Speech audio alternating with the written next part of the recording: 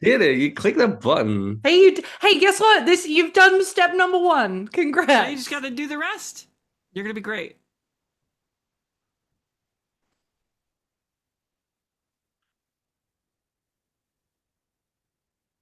Oh, I'll check. You talk. I'll check for. It is working. Do you wanna Oh hello? yeah, no one can hear you. Yeah, no, not you. You need to add your audio input.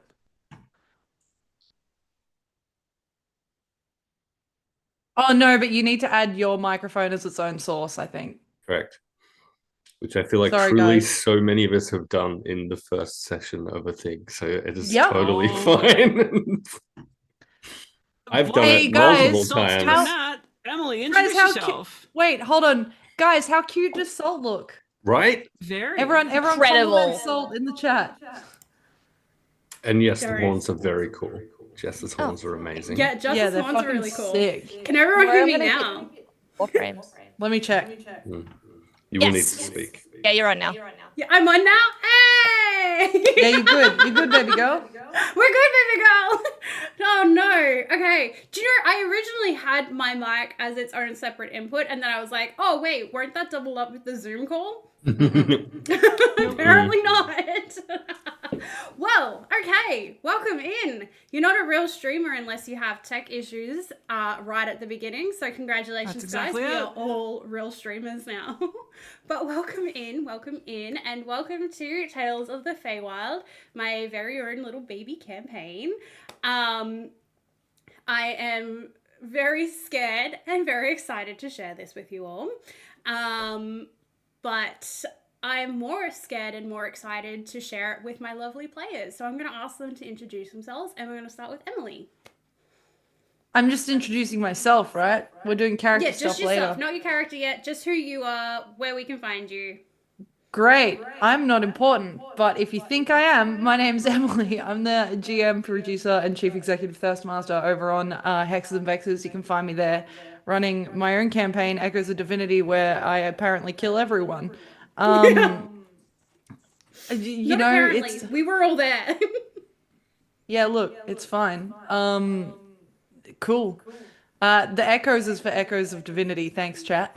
When I'm not there, I'm over on Meeples and Dragons, Law Rights, and here, and also debuting this weekend on Saturday. You'll find me at Pangs and Fangs, brand new Curse of Strahd campaign. Ton of fun. Woo! So, did everyone hear an echo when Emily spoke, or was it just Emily is echoed? Cool. Love it. I might just have to mute my mic when everyone else is speaking so that it doesn't pick up. I don't know. Cool. That doesn't make sense, but sure. Is your Salt, did you have us coming out of your speakers? Yeah. Okay. That's That why. might cause a little bit of an echo. Yeah, you might need headphones for the next one. Entirely fair. That's the likely thing. Yeah. That's all good. Okay. Can I Hey, get Promethean, you go. Promethean to introduce hey. himself? Yes, hi, hello, I am Promethean. There is a zero in it. I am me. Sometimes I play games. A bunch of them involve dice, and I do that with Meeples and Dragons, with Hexes and Vexes, and also with the Law Rights, where I run my first little D&D campaign and had many, if not all, and more of these exact same problems over the first sessions. Each time it was revisited. So I feel it. What else is happening? I'm doing stuff at PAX. We're all doing stuff at PAX. I feel like I'm doing stuff at PAX. I'm also doing stuff at Big Games Night Out. The Thursday night before PAX, at Fed Square at the Edge Theatre at 8:30 p.m. You should come and check that out. It is entirely free. There's a bunch of cool game stuff happening over the course of the entire day. And if you come at 8:30 p.m., you'll be able to see a cool little 80s Kids on Blacks games with myself and some real cool other people in it. It'll be heaps of fun. So do that. Thank you. Can I now have Rin introduce themselves? Sure. Hi, I'm Ren _Vixen. Literally everywhere on the internet, you look me up, and that's the first thing that shows up. I am a full-time streamer. I do it every day at 4 p.m. PT. And I do whatever the hell I feel like on a given day. I also do some TTRPG stuff elsewhere on the internet, pretty much anywhere really. But you can find me over with Emily and the gang on Hexes and Vexes Shenanigans with Echoes of Divinity. Not dead. Just gonna put that out there. Not dead. Excellent. As well as at PAX, I will be on the Castleton Fight or Flirt panel at the Wombat stage. I think it's at like 1:30 or something like that on the 12th. And then also here and over on Winter Stills with Wild Magic West and shit. I like rolling dice and playing pretend and acting. So here we are. That's it. Thank you, Rin. I'm so excited for Yeah. everyone who's doing fun pack stuff. Speaking of fun pack stuff, we have lovely Miss Cass, definitely not last and least, but she's definitely first in our hearts. Oh, yeah. Anyway, hello. I'm Jess or Miss Cass. You can call me whatever you want. Google whatever you want. You'll find me. I don't do a ton of streaming, but the streaming that I do is mostly video games on Tuesday nights over at Split the Party. I think it's Split Party TV at Twitch. I don't know. I didn't set it up. And yes, I will be on Matt's panel at PAX. It's at 7 o'clock. The Generosity Wombat Theatre, which has like close to 1,000 seats, which is fucking terrifying. We're doing spicy date everything, defend your love. So if you like date everything or people talking about railing video game characters, or me or cosplayers or like any of the above, please come and see us. It's gonna be really hard to fill that theater otherwise. And I'm excited to be here, and Salt's doing a really good job.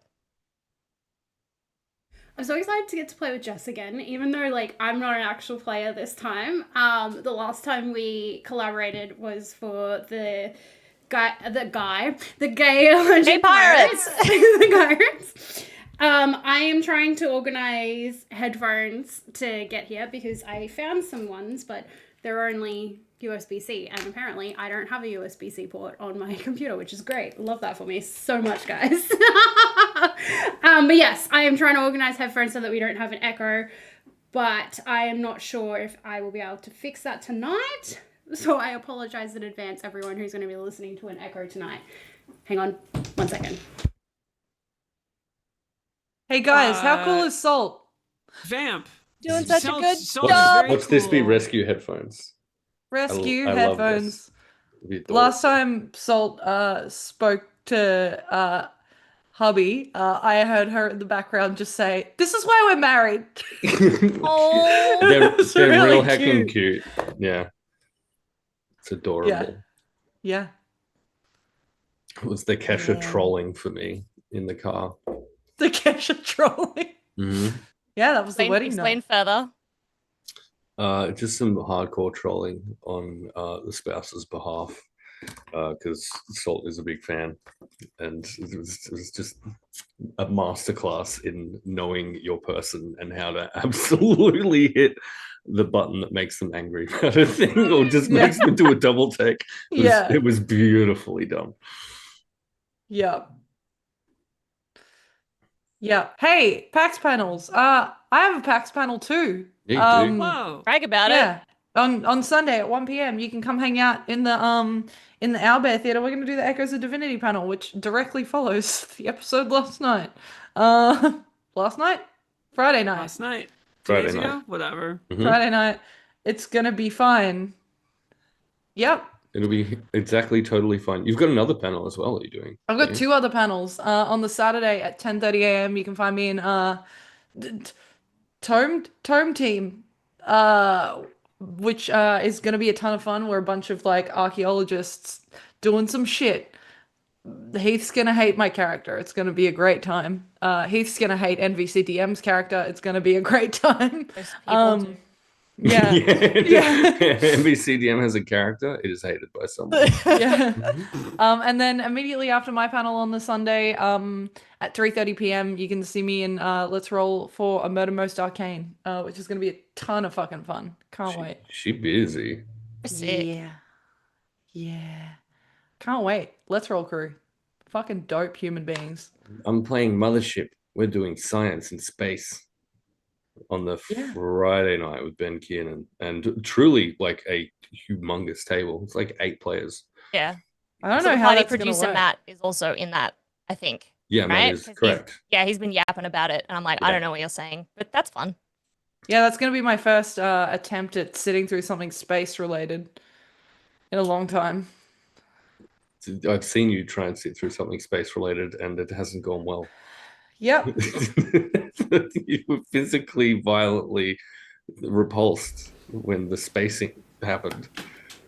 I'm Yeah. back. She's back, Can and you she's hear got us? headphones. Yes. And she can hear us. Amazing. Yes. And do we still have an echo, Do chat? we have an echo? Has the problem been solved?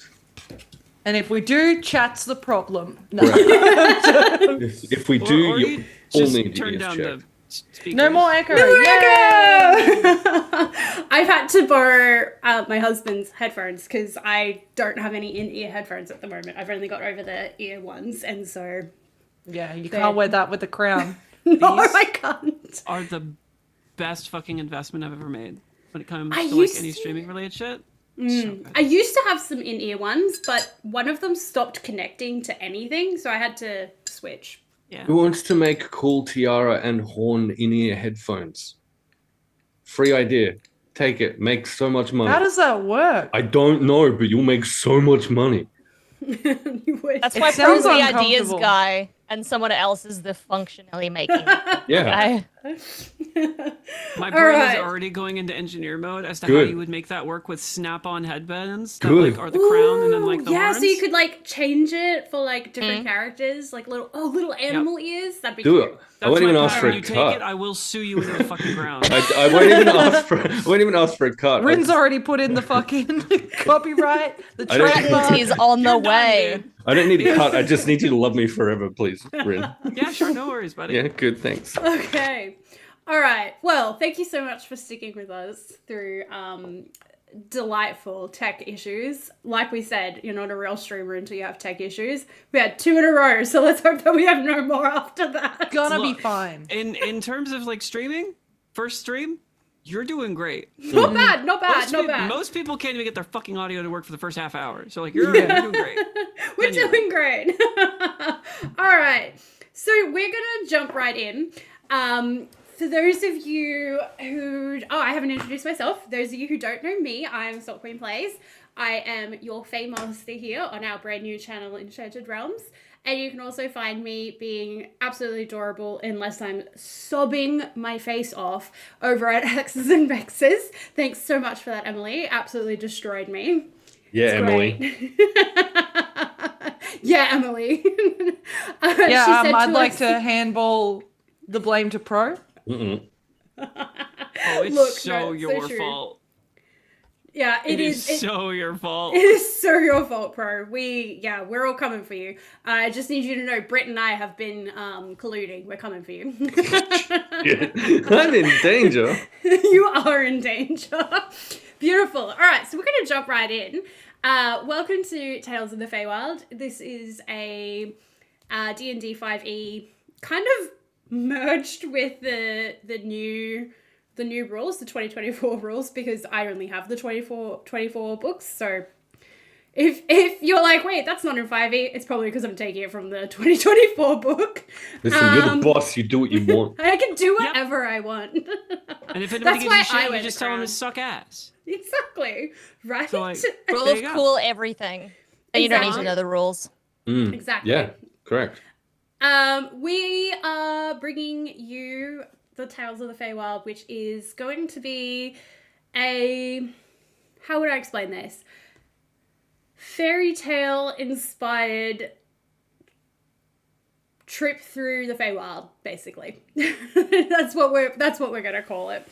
And we're gonna start off with a little poem about the main NPC that we're gonna meet tonight. Her name is Queen Ilariel Aurelice. She is the Queen of the Glimmering Bow. And this is a nursery rhyme that I wrote that the lovely characters on our screen who we're going to meet very shortly would have heard at some point through their childhood. Maybe parents told it to them. Maybe it was something that they heard in the schoolyard. But it's, you know, like how you kind of tell like little ghost stories to like freak each other out in school? This is what we're starting with. Okay. The Sealy Queen with crown so bright, she walks the woods by moonlit night. Her voice is sweet, her smile is kind, but careful, child, don't fall behind.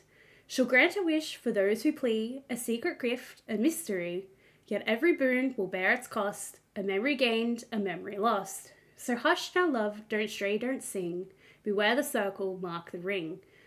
For once you step where Fae have been, your story's hers, and hers has no end.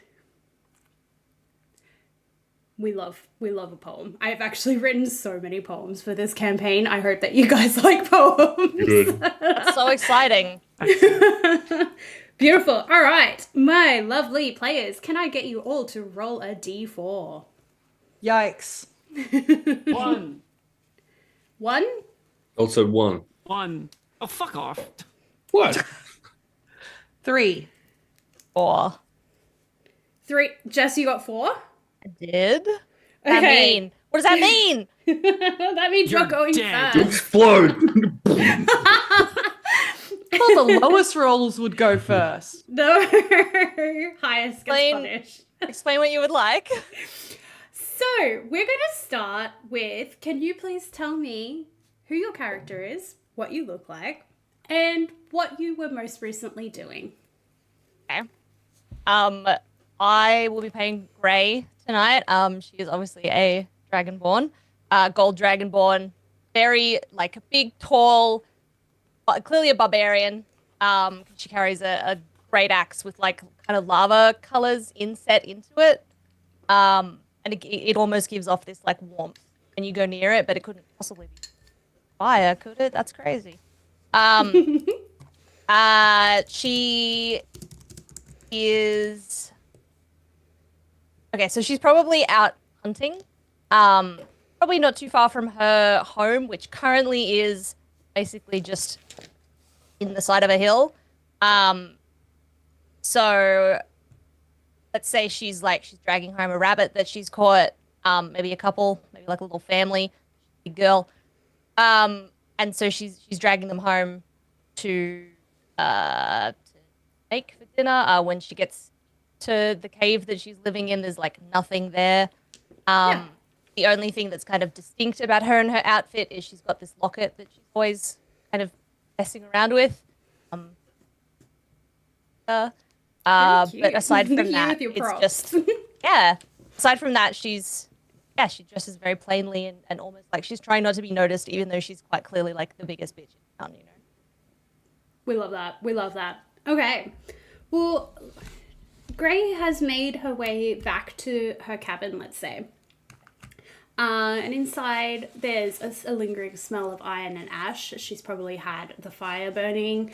Maybe she's got a cast iron pot over the fire to cook up the rabbit that she's gone hunting for. She feels like a tingling presence of heat behind her eyes, as though something is trying to get her attention. Just as someone is trying to get her attention. This is very immersive. That was incredible. That was incredible timing. Does Grey find a glass of milk? Yes, she finds a glass of milk. Sorry, go on. No, you're right. As she feels this heat tickling at the back of her eyes, everything kind of feels very still for a moment, as if the world is holding its breath. As she stands there, she's going to feel cracks start to form in her reality. And through the cracks in the reality, there's going to be lights leaking out, like little spider webs of embers flowing through that are rising around Grey's body. They're not going to burn. They just kind of hum like a little tune softly as they pull your vision away from your surroundings. And you're going to blink, and in one moment you're going to be in your cabin, and in the next moment you're going to be in a forest, and in front of you is a beautiful green gate which is just covered in blooms, and you can just smell nature and flowers, but it doesn't feel or smell or look like your home. It kind of feels more ethereal than what you're used to. And we're going to leave you right there. You're going to pause right there. Okay. Beautiful. Can I please have Emily introduce your character and what you were last doing? I think sitting perched kind of on a small stone wall overlooking the ocean as the sun kind of starts to set beyond the horizon, you would see Ophelia Locke, a tiefling, this pale blue grayed skin, these dark black ram horns that are just kind of tangled amongst the biggest, like, curly locks of bright red hair that fall right down to her sides. Her kind of ears and wrists covered in different bangles and charm bracelets, all of different metals, golds, silvers. Her fingers adorned in rings. As she just kind of flicks through a book that she's been carrying with her for quite some time, some sort of like romance, classic fantasy novel that amongst the pages has like little annotations and notes stuffed within. Rereading this probably for the third or fourth time. Just sitting by herself. Cool. As Ophelia sits there, she's gonna start to smell a faint perfume of lavender and honey. It's very out of place because she's near the ocean, and so it feels quite like, oh, this doesn't belong here. As she starts to smell that, she's gonna start to feel a ghost of fabric brushing beneath her fingertips, as though someone's walking past with like a dress and it brushes against your fingertips, but no one's around you. It's just you and your book. Then somewhere close by, you start to hear a lullaby playing on a single string. The nursery rhyme that we heard at the beginning being chanted over and over again by small young voices. Something that you probably haven't heard, like haven't thought of for a very long time, but you remember from your childhood. In this moment,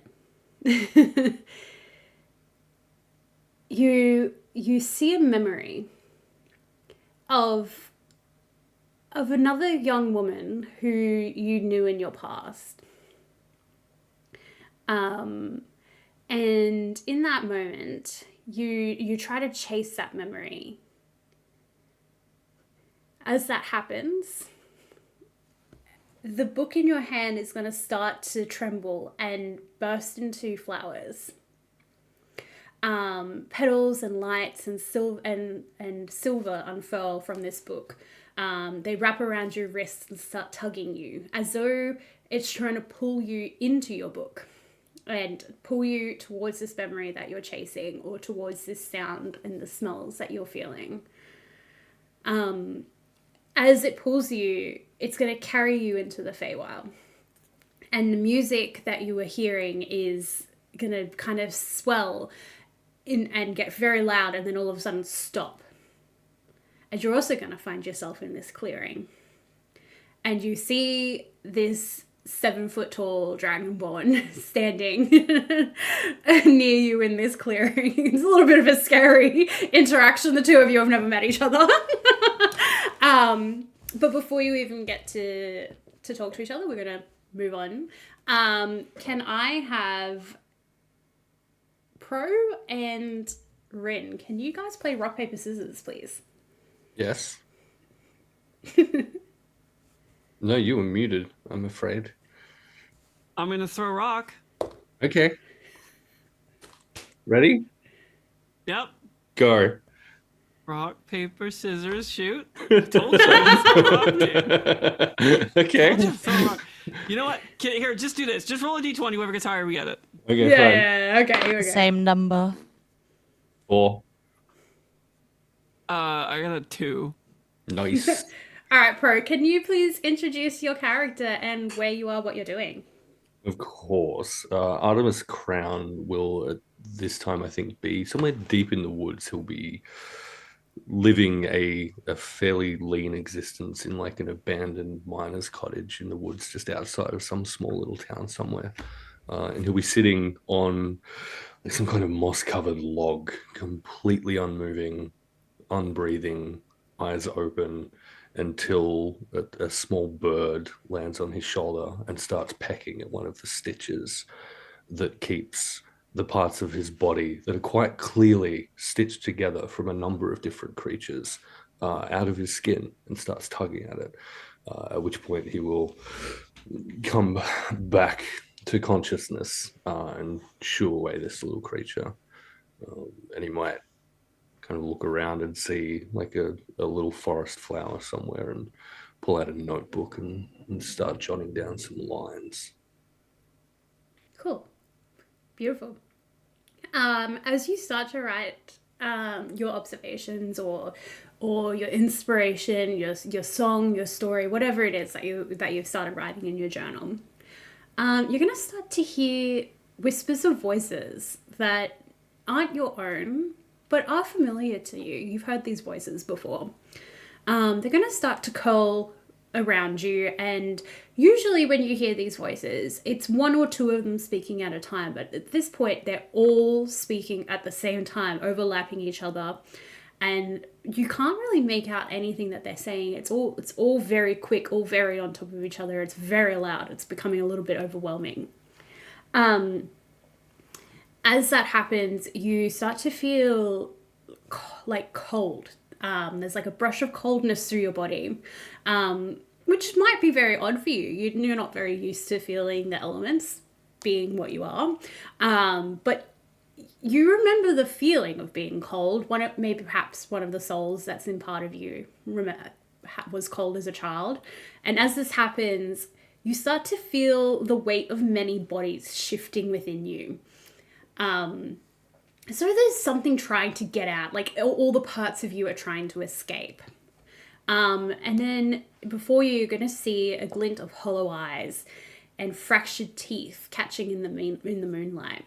And they're uneven, but you're mesmerized by it.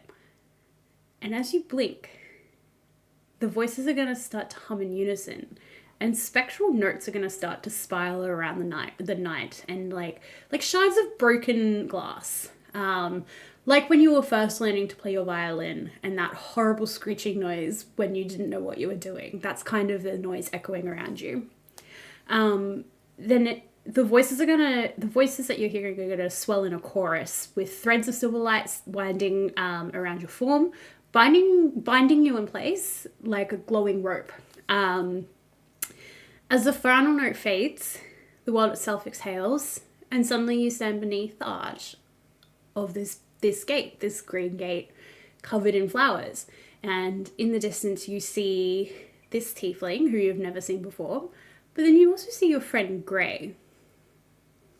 So you have a little feeling of, oh, where am I? But a little bit of comfort. And we're going to stop you there, and we're going to move on to Rin, who's going to describe themselves and what they're doing.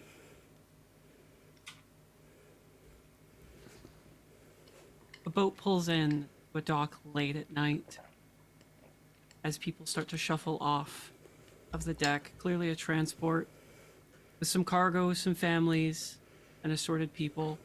One such individual is thrown from the boat, thrown from the deck onto the ramp, pushed, almost as if they weren't welcome, didn't pay for passage. And stumbling down the ramp, you see a woman who almost looks like a porcelain doll.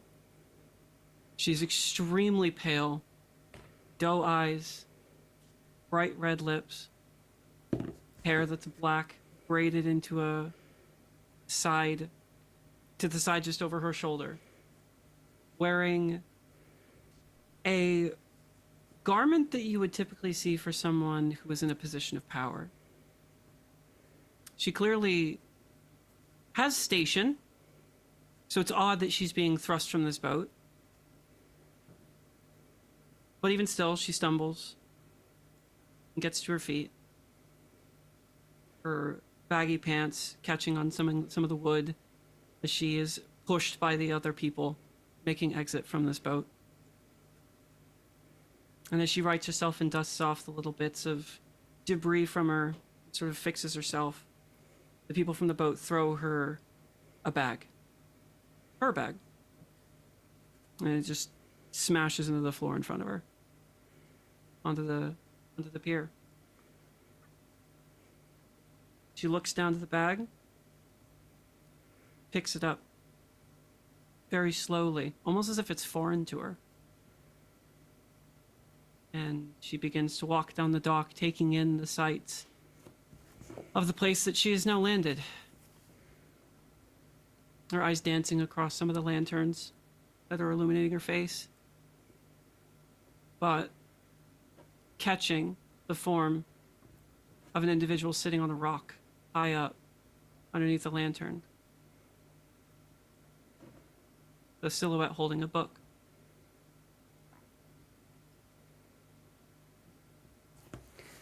Cool. I'm gonna have you. So we're gonna have you approach this silhouette, but as you get closer, this silhouette disappears. And you decide to take a seat, and you pull out this, for lack of a better word, it's a journal. And you read back on the pages, trying to find the last entry, trying to remember anything from the last few days, because you can't remember how you got here. You don't even remember getting on this boat. You don't know where you are. You can't remember anything past the last time that you left the library that you work at. As you are reading through this journal, you can smell the ink from the pages and the wax that's binding the pages together to the journal cover. And then the pages in the journal start to just flip.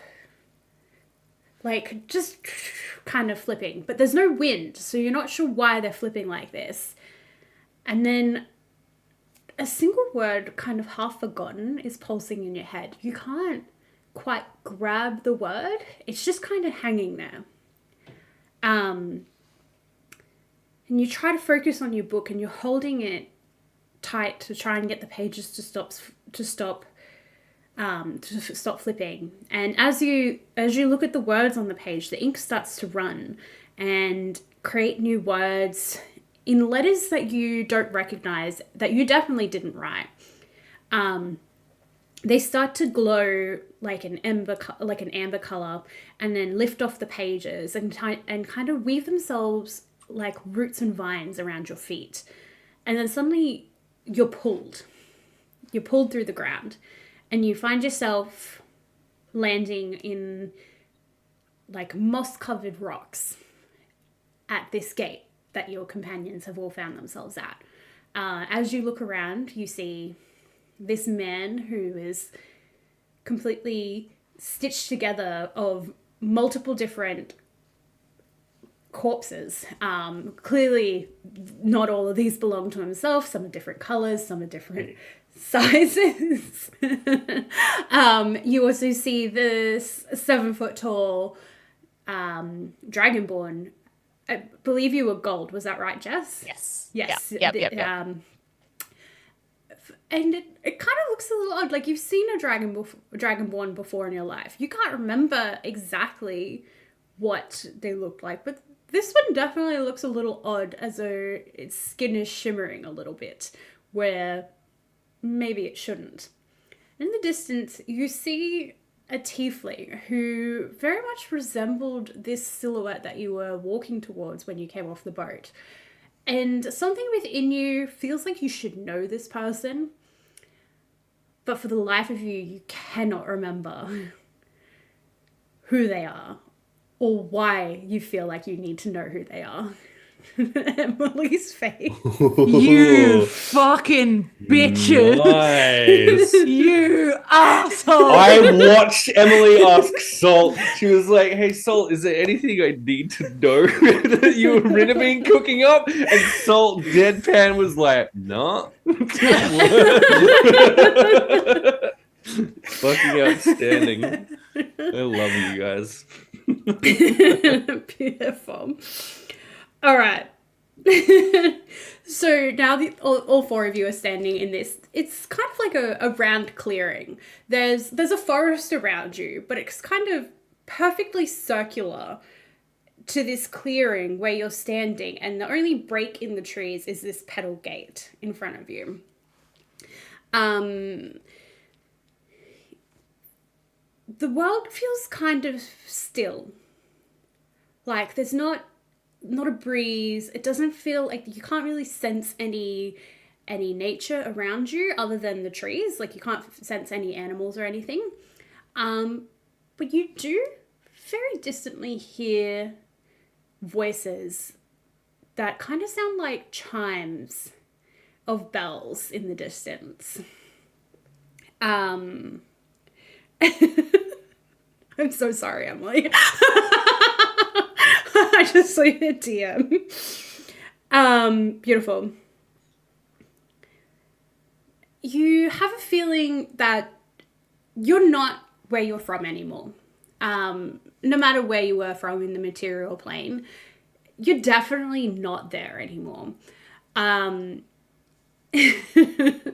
In the back of your head, this nursery rhyme that you've heard as children or that you've come across in your travels starts to like linger, and it's something you've not really thought about because how long ago were you children? Some of us very long ago.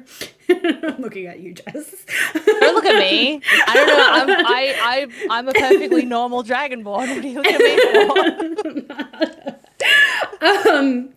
And it feels like, this feels. Is this the Feywild that you've heard of as a child? I'm going to say that none of you have been here before. Or if you have no recollection of ever being here. But you definitely know that something about this place is very, like, it's just full of magic. Those of you who use magic, it feels like the magic is kind of so thick in the air that it's a little bit choking, actually, because you're not quite used to being surrounded by so much raw energy. Now, each of you has something, kind of token that ties you to the past. You might. I haven't told you guys what these tokens are. You're about to get assigned a token. Excellent. And as you're standing there waiting, you get a little glimpse of this token in your mind. For Artemis, this is a flower being left on a gravestone.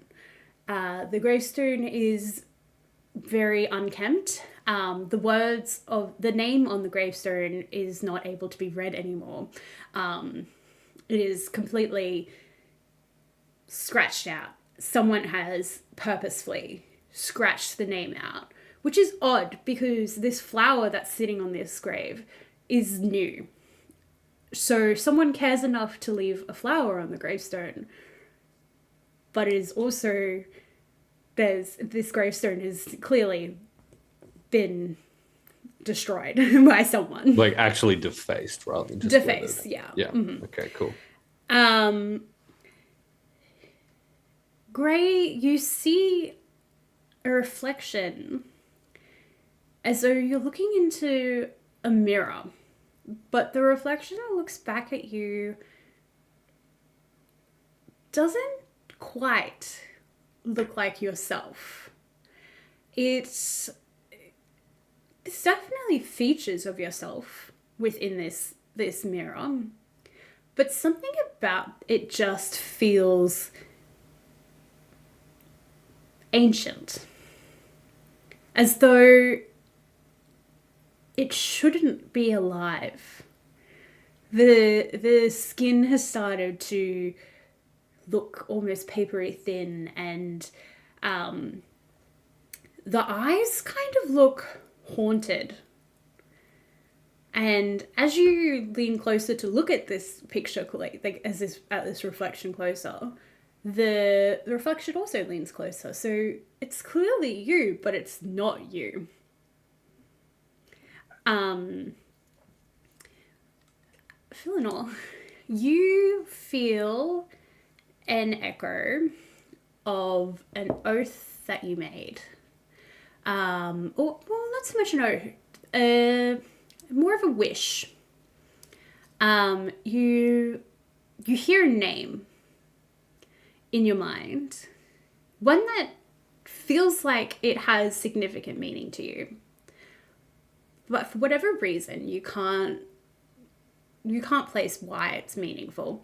You just hear a whisper of the name Ophelia, and you hear, it's not so much you hear, you feel something reach out to touch you and cradle you right before the name is completely gone again. So your token is more of a longing than an actual thing that you can see. Your token is a feeling of something's missing and I need to find it again. But something has cradled me and taken this feeling from me, and I need to find out why. Ophelia, yours is it's a okay, so I'm trying to figure out how best to describe this. It's an anchor, but it's not an anchor that would be used on a full-size ship. It kind of looks like perhaps something that was on a mobile above your cradle as a young child. And this anchor shaped trinket, it makes you think of your mother. And you don't like to think of your mother very often because you were very young when your mother passed. And you and your father don't really talk of your mother very often due to the ache that he still feels at losing the other half of his soul. But in this moment, as you see this trinket, it almost feels like you are back in that moment of your mother singing you to sleep. And you feel that love that she had for you. And you almost can smell her perfume. Which you have no memory of because you were very young when she passed. But for whatever reason, you know that this is her perfume. You know that she smelled like this and that she loved you incredibly and made this mobile that hangs above your crib. She made it for you because she was so excited to welcome you into this world and to be your mother. And then as you all have these moments, gone. And you're back to just looking around this circle, just wondering where you are, how you got here, why you're here. And in the distance, we're going to see someone approaching. As you see this person approaching, can I get each of you to just perhaps give me a little insight into how you feel after seeing these tokens in your mind?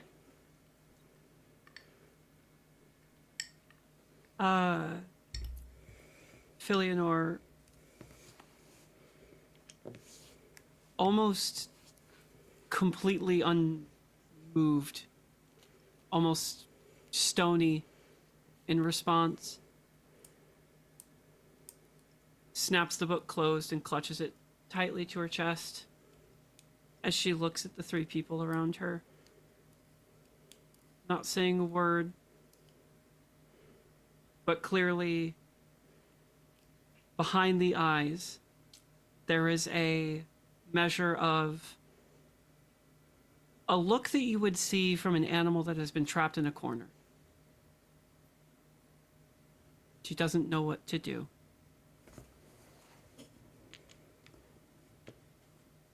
And she stands there, unmoving. Perfect. I think Artemis with the grave is familiar with graves. He's worked around cemeteries. He's visited a few. He's put one or two folk in the ground. But if he doesn't recognize this, there are reasons that would not rattle him necessarily, but he definitely will just take an internal mental note of that and shift it back to parts of himself that might be able to look it over and perhaps may recognize it more than he would. But he's not so rattled that he doesn't approach Gray with a light greeting. It's been a while since the two of you have seen each other, we'll say.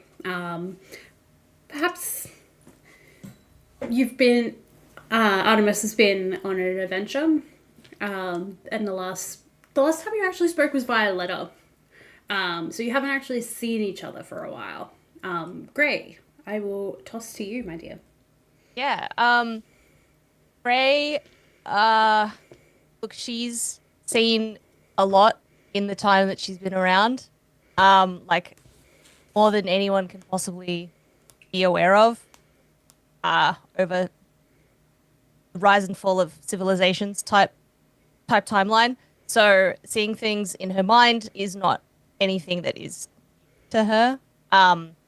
She is kind of unconsciously playing with the locket around her neck at the sight of this wizened version of herself. But she recovers from it like fairly quickly because this is not something that she's unfamiliar with.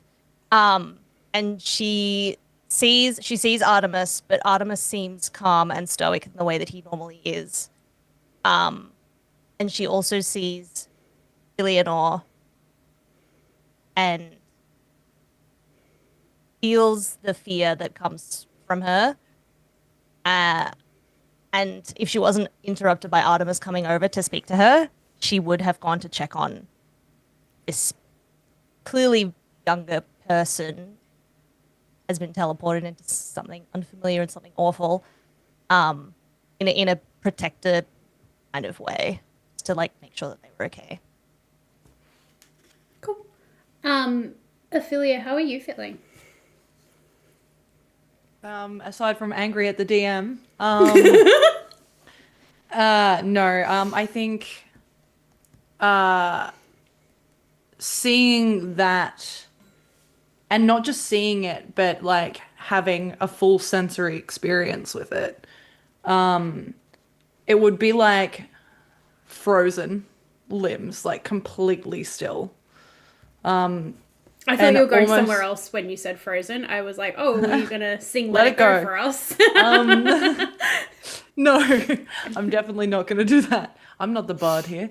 But I think kind of subconsciously holding her breath for that entire process, so that when that moment passes, it's like almost like a shit, I forgot I wasn't breathing. Sharp inhale and exhale. Before kind of taking a look at her surroundings, once again at this 7-foot tall dragonborn. I feel like she hasn't seen too many dragonborn in her time. Probably not, no. being that you've lived on the sea, probably not. Yeah.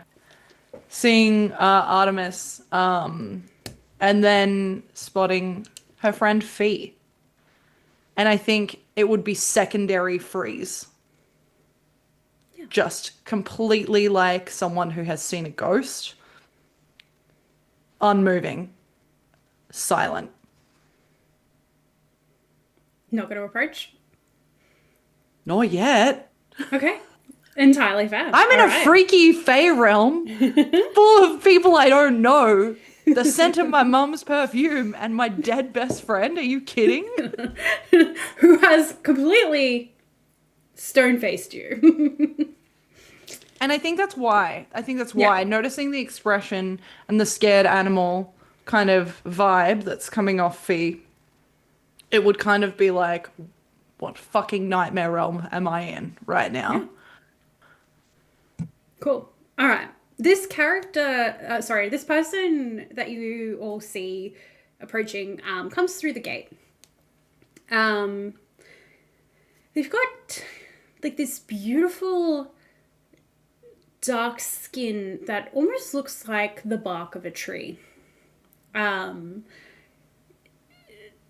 Feel free to roll a history check if anyone wants to try and see if they know what type of creature this is. Absolutely. Wait, first roll. Wait, other First than roll. the D4. First Yeah. roll, everyone gets to do it. It's a history check. Woo! 18 for others on history. It's a filthy, slutty 20. Beautiful. So the other two of you, you're not going to roll? You don't Nope. Nah, Beautiful. frozen Love it. in place. Love it. Artemis and Philinor clock immediately that this is something that they've only really heard of in stories. They've never actually seen a creature like this before. It's really funny that the bard and the librarian are the only two who recognize this because it's very on point. You can tell that this creature that's approaching is a dryad. The reason that their skin looks like bark is because it probably is bark. And as she gets closer, you notice she's got these green eyes that just really pin you in place. She looks at each of you, and you see her hair is just like this blooming mass of flowers. It's not real hair. It's the hair itself is the flowers, as though they are part of her. She's wearing this green gown that is made of leaves, that flows to the ground, and she's got wrappings around her feet, but her feet are actually like around the top half of her feet and up her legs. She's actually walking barefoot, and as she approaches you, flowers bloom in her steps. And strapped to her back is a bow that looks like it's been crafted directly from a tree branch, with still the leaves on it. And she approaches you, and she bows down in front of you, and she says, "Welcome, travellers, to the Petalvale Gate. My name is Morel, and I will be your guide tonight." Gate to what exactly? We're going with an accent? Apparently. We talked about this earlier, and I wasn't That's sure what if you came were out, doing it. so I guess we're doing that. What was the name of the gate again? Sorry. The Petalvale Gate. Gray's gonna mimic whatever bow she did back to her in a sign of like respect. Yeah. To answer your question, I will be your guide within the oh god, I forgot the name of the kingdom. Give me 1 second. I will be your guide around the court of Ilan. I am the Queen's herald, and I shall be your touchstone within your adventures. And as soon as she says touch, just a little smirk after rolling a 10 on the D10 for her, will kind of tug at Artemis's mouth. She catches this and she smirks. She knows what she looks like, and she's quite used to the attention that she gathers. She turns to the rest of the group and she says, "Congratulations on surviving your travels and arriving here in one piece." And she looks back at Artemis and she smiles a little bit. She goes, "Especially you. I didn't expect all pieces to hang on." And she turns to them all and she goes, "Please follow me. The Queen is awaiting your arrival." And we're just going to pause 1 second. Welcome on in, raiders. Thank you so much for raiding us. Hey. How was your stream? Did you raise lots of cool charity money? Good job. Yeah. How did that go? And so those of you on the back of a 24-hour charity stream very likely have to raid and drop dead. Dip. Raid and entirely sleep. fine. 5 times your goal. Congratulations, Nice. guys. That's insane. Good job. Well done. Done. Welcome on in. Welcome on in. Our adventurers have literally just found themselves in a place that they've never been before and greeted by this ethereal creature. Let's just go with that. I don't know how else we would describe her at this point. Hot dryad, I believe. Hot dryad, yeah. Works. Well, according to you, we don't know how everyone else feels. No, she's a hot dryad. She's a hot dryad, yeah. Mm. Beautiful. So she's just gonna turn and start to walk through the gate. She's just anticipating that you'll all follow her. Do we all follow? I think Artemis will turn back to Grey. He'll kind of look at the other two. Artemis Crane, evidently we are to see the Queen. Shall we? After you all. Someone He going just- first? Yeah. Fee just stares at you, unmoving. How tall is Fee? Probably about like 5'4", a little bit on the shorter Okay. side. Okay, Gray's gonna like nod towards Artemis in recognition, obviously 2 years. And head over to Fee very slowly as though approaching like a frightened animal and kind of kneel down on one knee and put her hand out and The say, moment that you get 5 feet closer, Yeah. she steps back. okay. Puts her hands up. There's a huge axe on her back that she hasn't touched at all. I don't mean to scare you. Look as though you could use someone around that is known to you. I'm Grey. And nothing will harm you here. I promise you. I've seen places like this before and people like this before, and I will ensure that we all remain safe. If that's of any reassurance to you, young one.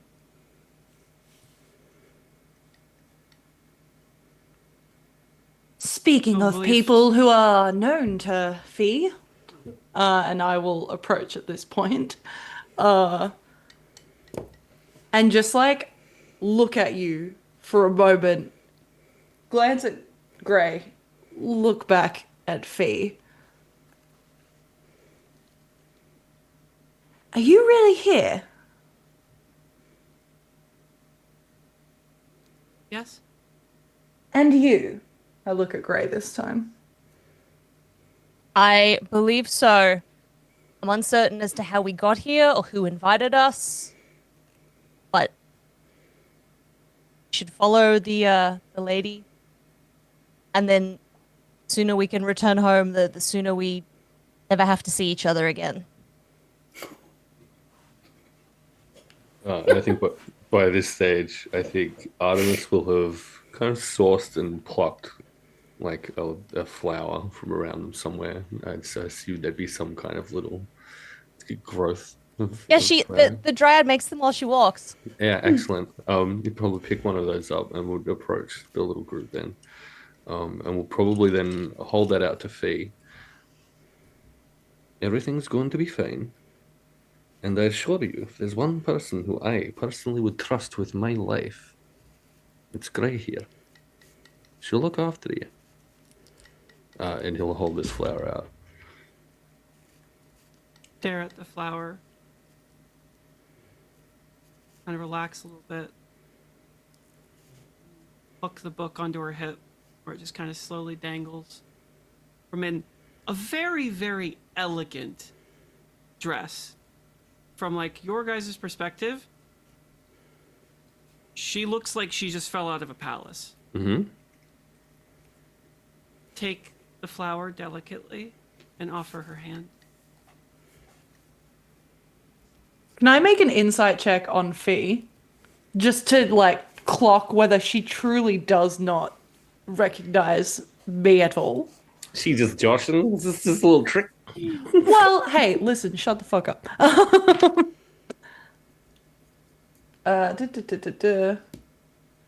Which would be a 12. Fee, how are you feeling? Would you say that you're probably closed off? So, this very intimidating woman just walked up and said, "Yeah, speaking of people who, well, whatever you said, super aggressive. Wasn't meant to be aggressive. The general feeling is, I don't think I particularly want to be around this person because they're kind of scary." Cool. Ophelia, you... Ow. There is a complete lack of recognition of. There's no recognition coming from Philionor at all. And actually, you kind of feel like maybe she's a little bit scared of you.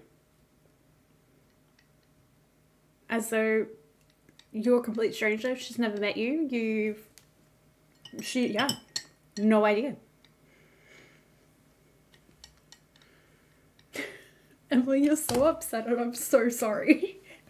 We cooked real hard. Alright, so we're all gonna follow after Mirelle. I'm going last and I'm looking very offended by it. Yeah, cool. I'm gonna assume that Artemis is right up there with her. He's our slutty bard. No, he hung back, so he's kind of waiting for everyone else to go. He'd offered for them to go first. I think as Grey goes past specifically, he'd kind of just whisper a little bit. The fuck is going on? Do you have any idea? I've never been here, but all we can do is step forwards and find our way home. Did you see Same way I've been doing all life, as you know. Did you see the dryad? I've never seen a dryad before. She's incredible. That's her name. She is impressive, and they're rare. So we should be careful of the way that we speak and interact with her. It doesn't smell like home. Noted. And then he'll perhaps kind of fall back, maybe in line then with Ophelia sulking in the back there, just to try and make sure that everyone kind of stays in a group then with this little ragtag bunch of folk. Bee will hook on to the arm of Grey as if being escorted. Walk alongside. I feel like Emily's gonna murder me. I already It wasn't my idea. Yikes. Yikes. Wow. Morelle's gonna start walking backwards so that she can keep looking at you, but she knows exactly where she's going. Even though the path is not straight, it twists and turns. It's like she knows this place like the back of her hand, and she turns to you all and she goes, "The wind whispers you were woven from stories. Come, the stars await to take your shape." And as she turns around, you come across this, it's not so much a civilization. It's more a giant tree. It is this absolutely insane, huge tree with like sweeping branches that come and down and touch the ground. And built into this tree is like several levels of like houses kind of thing. Like it looks like a castle is built into this tree. That's how big this tree is. It's absolutely massive. And at the base of the tree, there is stairs leading up to another archway, but this one's kind of moon-shaped. And then the stairs weave around both sides of the tree. And it looks like no matter which way you go, you're all going to end up in this big construction in the castle. And on the branches of the trees, there's these little tiny pixies. And they're all watching you approach. And they're all giggling and whispering to each other. And flittering around. A couple of them come down and they kind of fly around you as though they're trying to take a look. Like they're interested in who you are, and it's like they've been waiting for you to come, and they're very excited to like get a closer glance at you, but they're not quite brave enough to get very close. So they're kind of flying at a distance and tittering and like flying off in little groups together to giggle kind of thing. As we pass by, Fee would reach out a hand, almost as if she's like beckoning a bird to perch on her finger, and just looks. There is one little creature who's probably brave enough to come close enough to reach out, and she touches your finger, and her whole hand is smaller than your finger. That's how small these little creatures are. And then she flies away again, as if terrified, but was like, "Oh, I'm the bravest of us all." Standing on the stairs, you see the more dryads. You see more dryads. None quite as beautiful as Morel, who is leading you through, but all are very unique. Like they have different types of skin that represents different types of tree bark. So like there's a whole range of color scheme of these creatures standing here, and they're all kind of watching you from the stairwells as you approach. This tree, so it's not green. You would think it's like everything else around you is green, but this tree, the leaves on it are this blend of pink and purple and blue. I just realized I made everything bisexual. Oh no! Oh no! Whatever shall we do? Not the gays. It kind of looks like the sun is peeking through clouds. You know how like you see that beautiful painting of pinks and blues and purples when the sun peeks through the clouds? That's what the leaves look like. But they also kind of look almost like they have a light within inside them. They definitely are leaves, but they almost look like they're fairy lights. Like if you were to touch them and hold it, you would see a light sparkling in your hand. And Morel starts to walk up these stairs, and she leads you up the right hand side and through the castle to this center room, where in the middle is this massive throne. and this throne is made made of a tree. Like it's carved from the inside of the tree that you guys have walked into. But it looks like it's alive almost. Like the roots have grown to make the base of this throne and then spread out behind to make the back of this throne. Standing at the base of the throne is a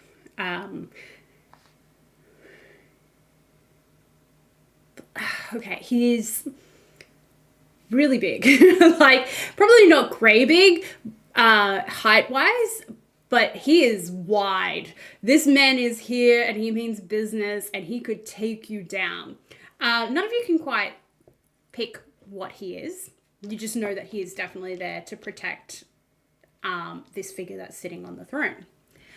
And Morel walks up and stands next to this other figure that is standing next to the throne, who looks like a scribe. They are also sorry, not also. They are almost elf-like. What's everyone's history score? Like our modifiers? Just, yeah. Is anyone proficient at history? Yes. I am. You are? Yes, I am also. Have Are we a all proficient in plus- history? Are we all little +7. historians? Wow. Nice. Okay. I'm big and strong. That's all I got. Cool. So those of you who have proficiency in history, you would know without even having to think about it that the person standing who is a scribe is a Seelie. And you've heard of the Seelie within the Feywild. So it's like a confirmation that you guys are definitely in the Feywild, because you know that the Seelie are only in the Feywild. You don't see them anywhere else. You might see a Dryad somewhere else, but not a Seelie. They don't leave. And as you approach this throne, you hear a name in your head, Alara Way. And you know that this is the name of the tree that we're standing in, or known as the Weeping World Tree. And it's like it is a tree, but it's alive and it's a creature in its own right. It's a primordial being.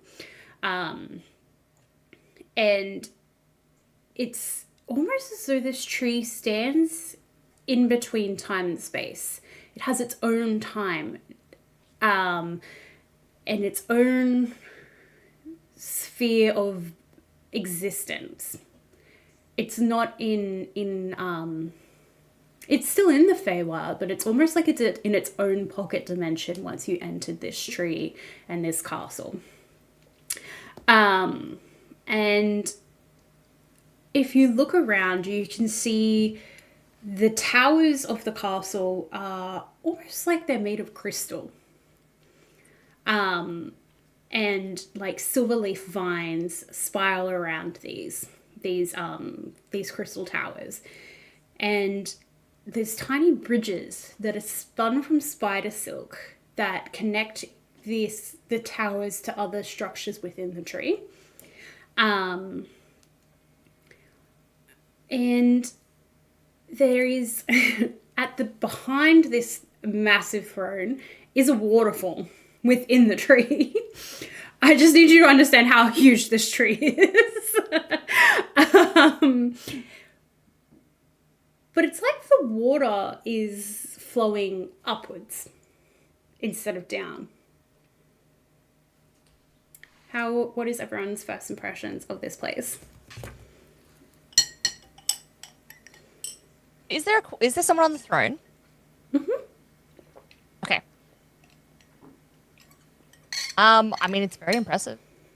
Yeah. Ray's gonna look around and impressed by everything that they're intending to impress her with. But predominantly she's gonna be trying to make sure that Fee is feels secure in the area, and also try and, I guess, eavesdrop on Artemis and Ophelia. Just to she's like a protect your people kind of person. So she's kind of like, is everyone doing okay? Anyone need like snacks? Water. What do you guys need in the situation? So she's pretending to pay attention to the environment and be like, wow, oh, it's so cool. But she's trying to make sure that everyone else is Yeah. all right in the scenario as well. The opposite of that, Artemis is absolutely enthralled by what he's seeing He's around such a him. baby. He's like truly enraptured by some of this stuff, and I'll get Fee and Ophelia then to roll insight. I can do that. Please, if you may, if you can. Gray won't need to because this will be evident in the past of Gray. 19. Yeah. Also a 19. Excellent. Ooh. The reaction that you'd expect of someone to like gasp, instead of doing that, what you notice is Artemis stops breathing. And with a 19, I think it would become fairly evident. He was never breathing at all. He's been making the movements with his body. But in reaction to sort of seeing all of this, it's like he just forgets to do that. The repetition stops. And his entire body goes just unnaturally still as he takes in this incredible surroundings around him. In that case, Gray's gonna give him like a little nudge and go, remember what you're supposed to be doing. I'm going to shake out a little bit. Natural. Look At least- natural. And he will resume the fake humaning. Fee will relax a little bit as we get closer and closer to the throne. Kind of in juxtaposition to the situation at hand, but in quick glances, she is taking in the entire room. She's studying every corner, every nook, every cranny, every fold in the fabric, every movement of the guards, every single thing in this room she is studying with a meticulousness that is kind of scary. Like it's almost like a cat looking at a fly buzzing on a wall. She is drinking in the entire room, but with a sense of, I would say, obscured wonder. Almost as if she's afraid to show emotion. And as she's kind of dancing around the room, she'll briefly look at the woman standing next to this man, this patchwork man, and then immediately snap away. In like the brief glance that you look over, and what the rest of the party would see is almost the opposite of how Fee has reacted, where she's relaxed. Ophelia's tensed up and looks almost like incredibly uncomfortable. This is so far from anything she's ever known or experienced. And I think like the landscape is scary to her. The only kind of comfort is her eyes will keep kind of dancing back towards the water and just like her attempting to steady her own breathing. And then like every now and again subconscious kind of like side glance at Fee. But still very tense, very like on edge this entire time.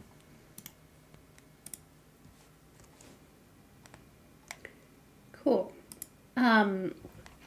The Celie that's standing next to Morel is going to basically be like, come forward. Sorry, I'm just trying to find something because I need to read it.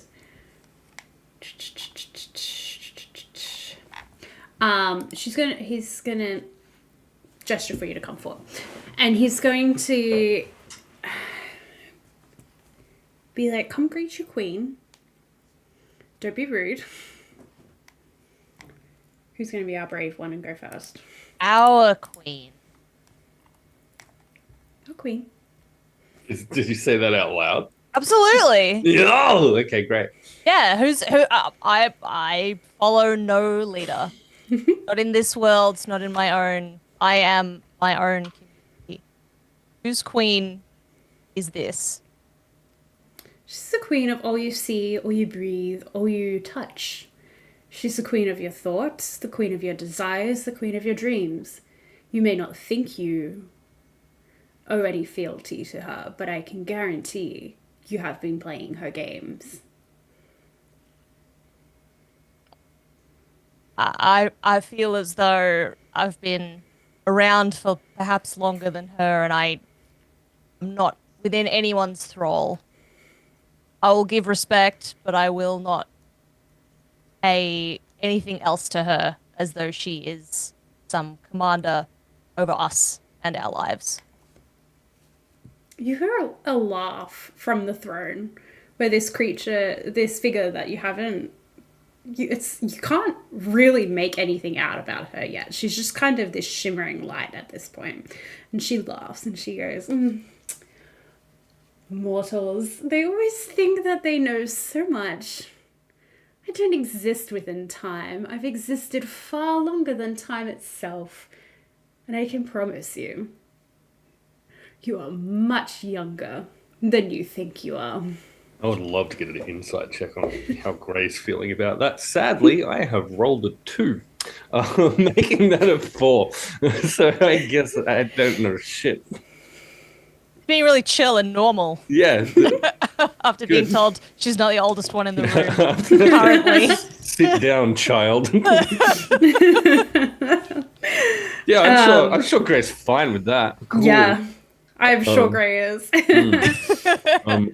Yeah, I think nonetheless, I think Artemis would probably square up with Gray at this point. Like just the mild hostility of that interaction kind of concerns him somewhat.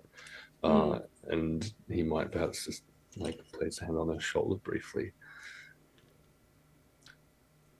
I believe what my friend here is saying is that those of us who like to entertain the notion of our own free will and terms of subjugation, such as those that you might have used, don't necessarily sit well with us.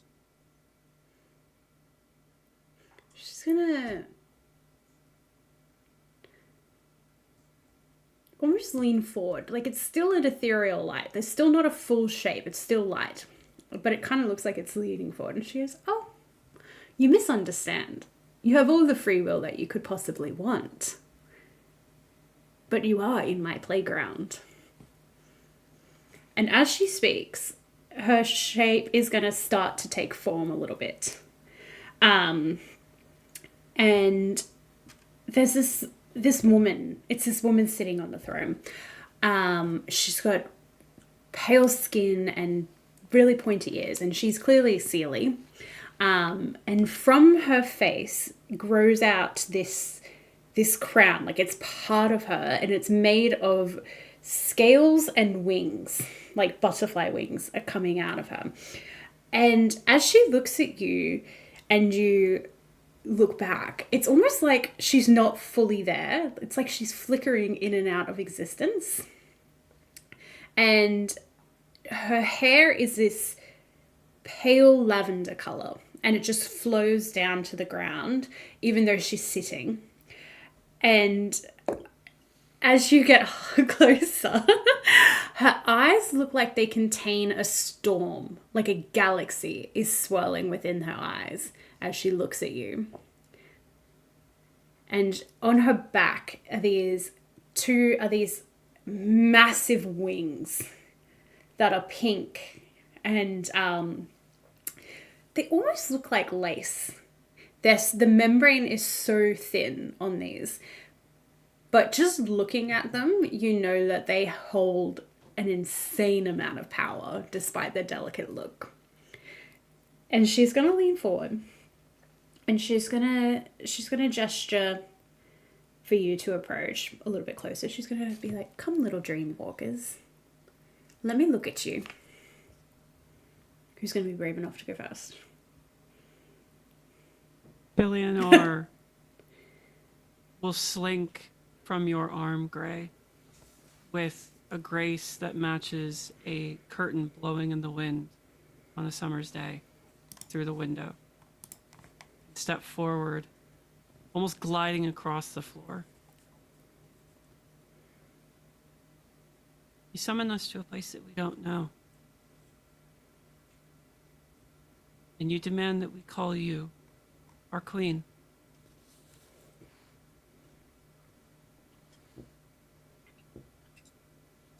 I don't even know who, what, or where. How can I know if it is right to bow if I know not who I speak to? Your Grace. She's gonna kind of look at you. And she's gonna... Nobody said you had to bow. Or that you had to call me your queen. You could call me Alariel. You could call me Queen Aurelise. You could call me whatever you would like. But you, my dear, sweet little Eleanor Henrik, look at you. Look at what you contain. You don't even know it yourself, do you? So much potential. So much sadness. I can't imagine using your last moments to make a wish and then not remembering why you made that wish. I'm very excited to see where this tale takes you. What do you mean, wish? I can't tell you yet. You'll have to find that out yourself.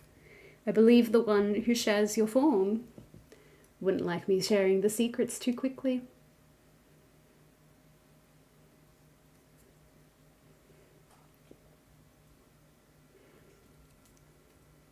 I think hearing that, Ophelia will absolutely get closer, but make an active attempt not to scare Fee. So kind of stand like a pace or two away.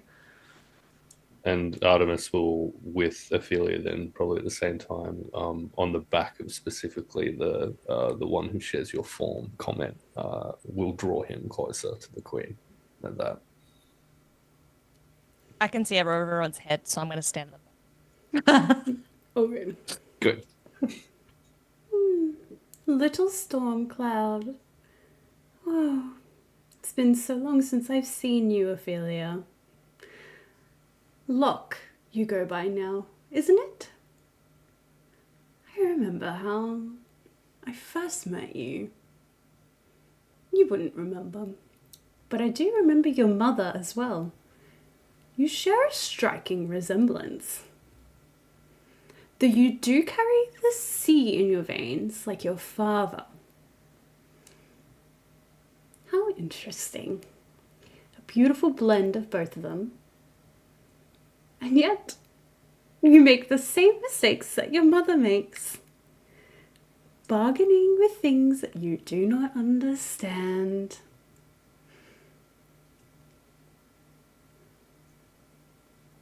You implied that I had a choice. We all have a choice. Death is a choice. Living is a choice. Making a bargain is a choice. You chose not to die.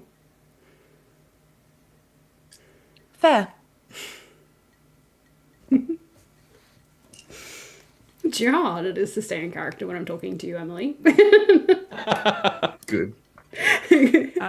She's so hot. At the proclamation of choice, she will recover from the little bit of a stupor she was put into from the words that were spoken to her. And what choice did we have in coming here? Let's just say prior choices in your life led you here. This didn't necessarily have to be the path you ended up on. But each of you carries something within you and chooses to hold on to it, or chose to make a bargain with it. And that choice has led you here. But you, and she looks at you, Artemis, and you feel that she is picking apart each piece of you. Mm-hmm. And she looks at you and goes, what an interesting little patchwork has been put together here before me. Was it you who brought us here? Or was it one of the people who makes you up? Is it Artemis, who was supposed to be before me? Or was it another part of you? Perhaps the one that you don't like to look at. The one that you're ashamed of. This little stranger in your head. Could it be them? Or was it always meant to be you? This amalgamation created from horrors. I personally prefer the term masterpiece. You would. Everyone thinks that they're a masterpiece when they're a creation of someone else, especially a creation of such horrors. I must admit, I do feel as though I sully this place somewhat. If it is indeed I who is meant to be here, I certainly hope that it is not too unpleasant for you. Let me guarantee you right now, doesn't matter where you came from, or who made you, or what parts make you up, or what horrors you hold within you. Nothing that you can do would sully this place before you. You're not significant enough.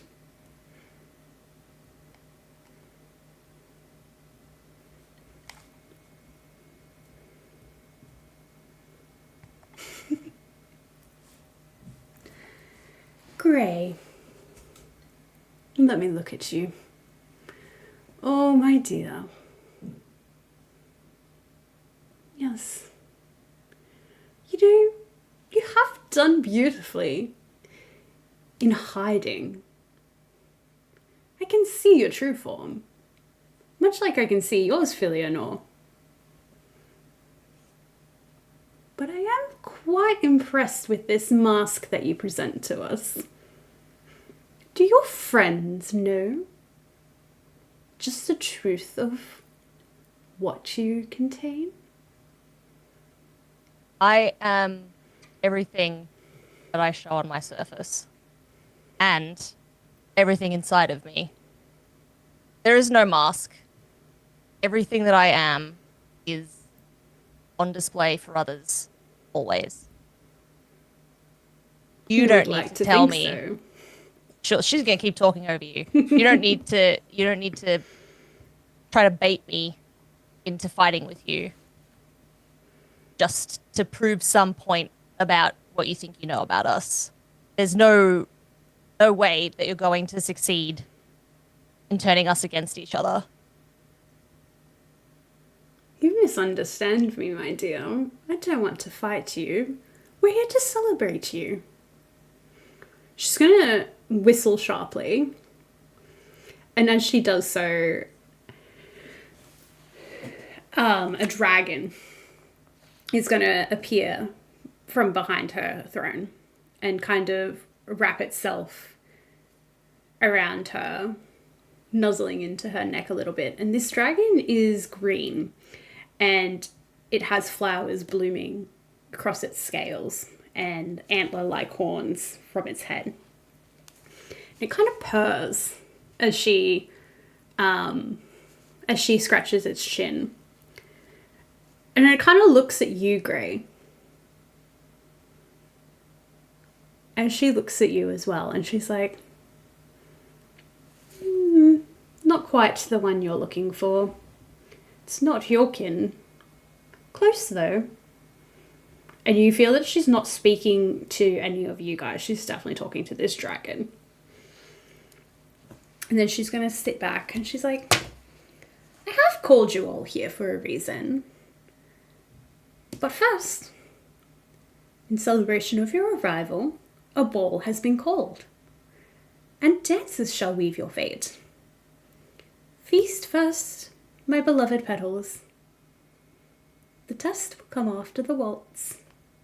And then she's just going to disappear, leaving an empty throne. How are we all feeling?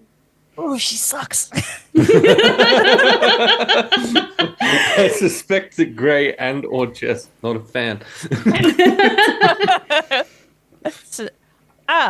I'm remaining in character. I'm fine. Very good. Unshakable. Artemis is already spinning up some lines to jot down later. Still enamored somewhat by this place and its denizens.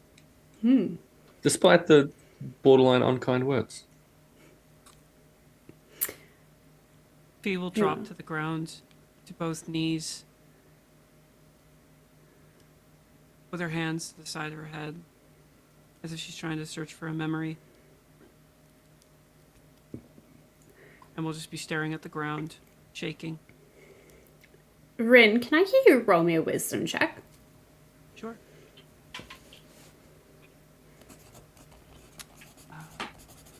12. Cool. That's it. I think when Fee drops, there's like almost a there's like a part of Ophelia that almost kind of like to try and intervene with drop, but then again it's like a pullback of nope, don't want to scare this person or my friend. So it's like slow lowering, not like touching or interfering, but just like kind of perched down on one knee to make sure that she's okay.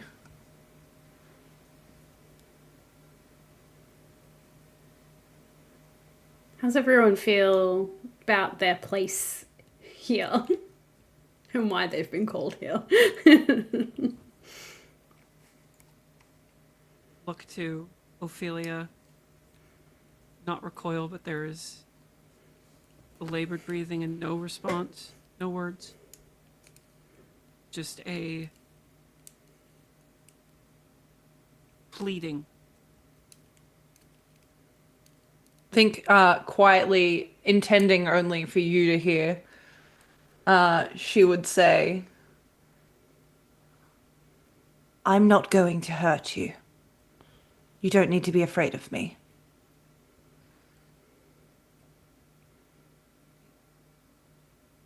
I will protect you. At whatever cost.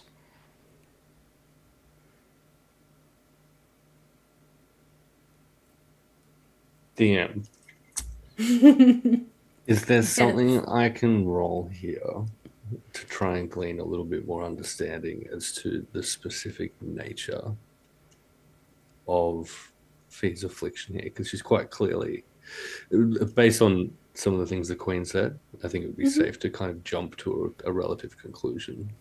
But anything I could roll to maybe try and glean a little bit more insight into what might be able to be done about it, perhaps. No. That's unfortunate. What if I pitched that I've had my own struggles with Whatever is memory and afflicting- identity? Whatever is afflicting Filianor is very dark and very strong and does not want to be perceived at this stage. Okay. And the fact that the Queen even knew that it existed, it's almost like it's run away.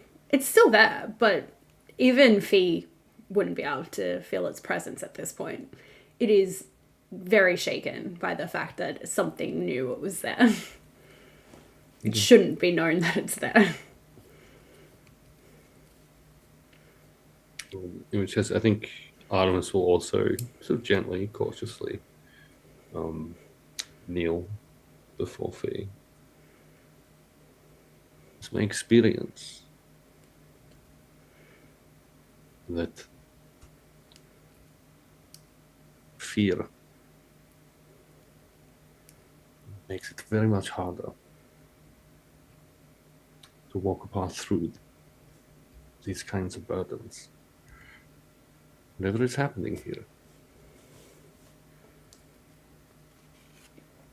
do your best to calm yourself. You seem to be good people.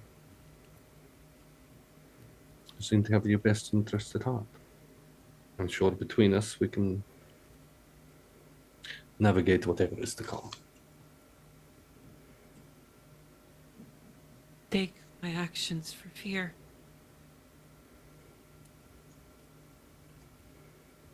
How does one fear if they don't know what they or who they are? Believe me when I tell you, I am very familiar with the fear of that very thing. The way I found my way through it, simply to decide that who I am is the choice that I make. I'm not supposed to be here. I'm supposed to be at home. I suspect none of us are supposed to be here.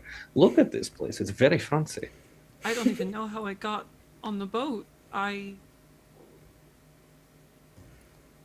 was home. You truly don't remember anything.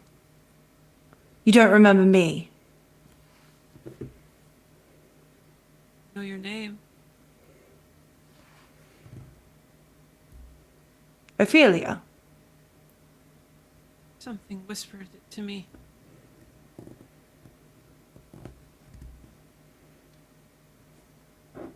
I don't want to overwhelm you, but I may be able to fill some gaps. Okay. Okay. We're gonna go to break. We're gonna go on break. Guys, we're going to break. Yeah. Gay panic, we're going to break. We're gonna go on a quick 10-minute break. Everyone get up, take a stretch, get some water. I need to pee. Yeah, go Me piss, too. girl. Me too. Guys, we're all peeing. Should we all virtually hold hands while we Yeah, pee? we should. Sure. Yeah, let's keep the mics on while we go. Yeah, okay, great. I better hear you making fucking fries in that toilet. All right, we will catch you all in about 10 minutes and we'll be right back.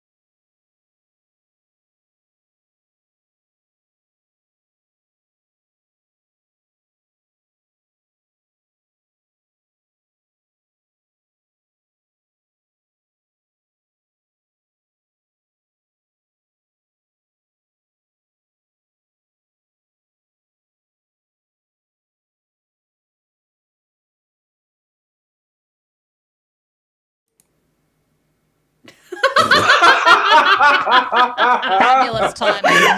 Fucking classic Emily. Fuck. It was the timing. 3, 2, 1. I felt it coming Emily, beforehand. Jesus, good I work. felt it coming beforehand, and I was like, "There's no time for me to warn." Oh God. Welcome Nice. back, everyone. That's the way we want to come back. Beautiful. Oh my God. Whew.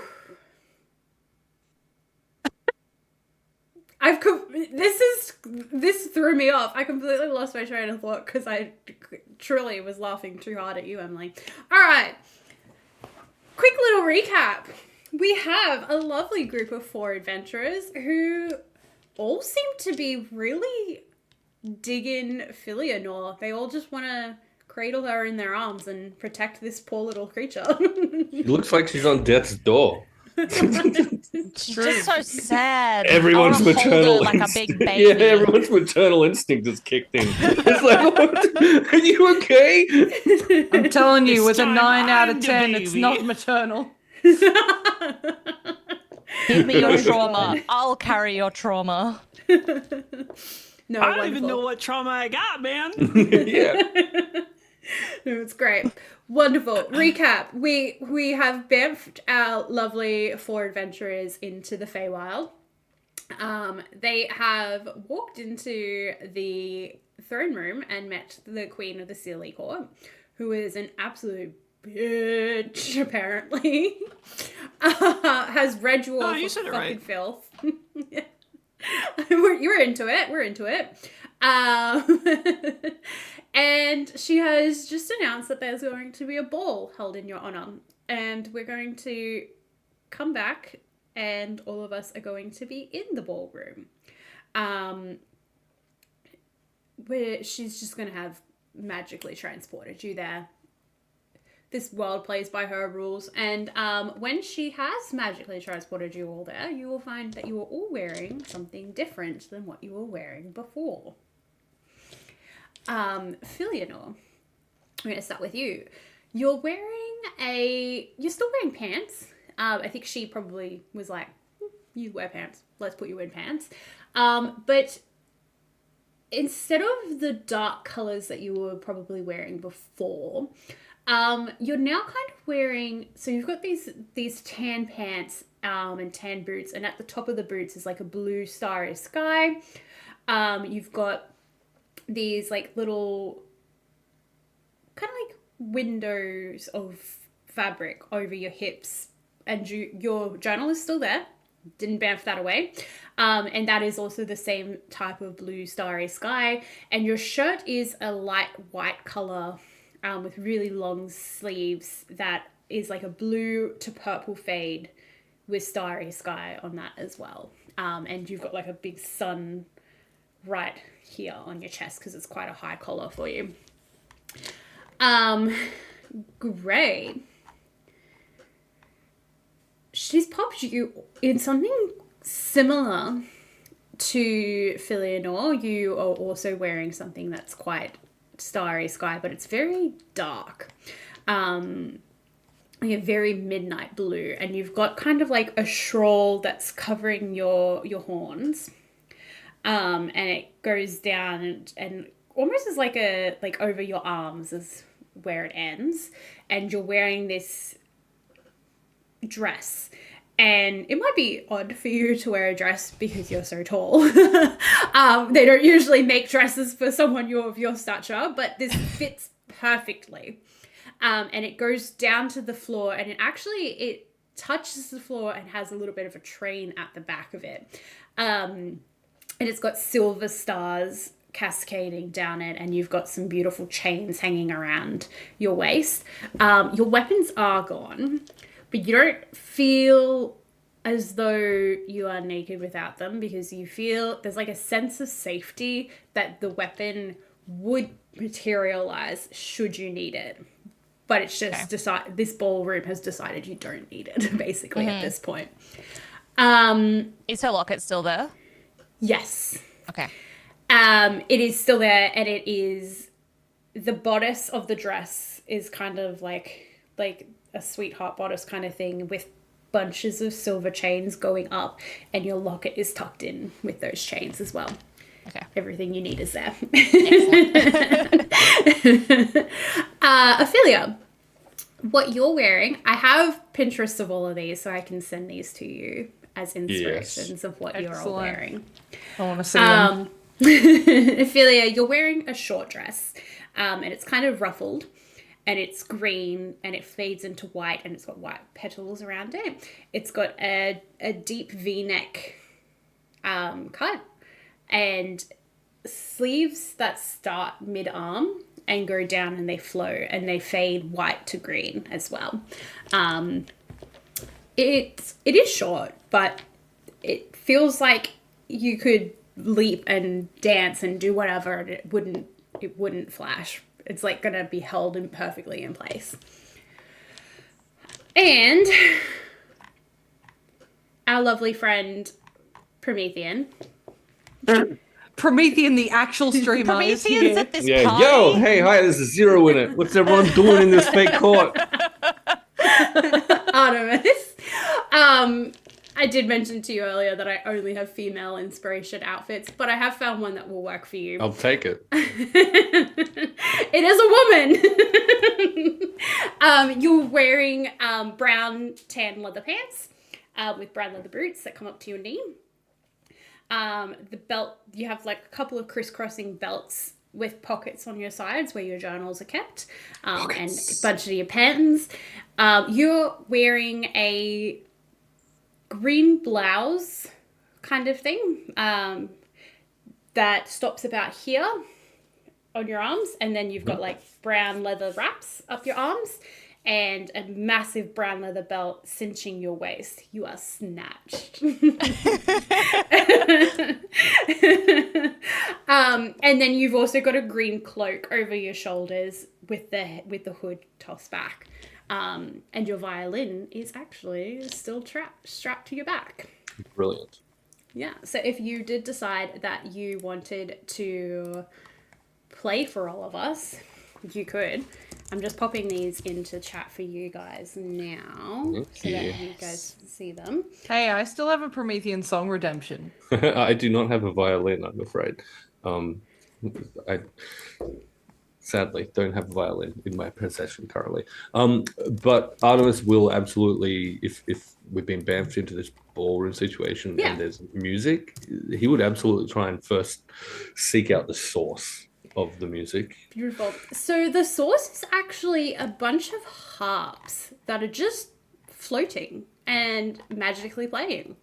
No one's actually playing these harps. So you could just play whatever you want and they would follow along with you if you wanted. As a bard, Artemis knows you don't beat that guy. And he will not at this time join the magical floating instrument band. But will just kind of make a note in his mind of where those instruments are.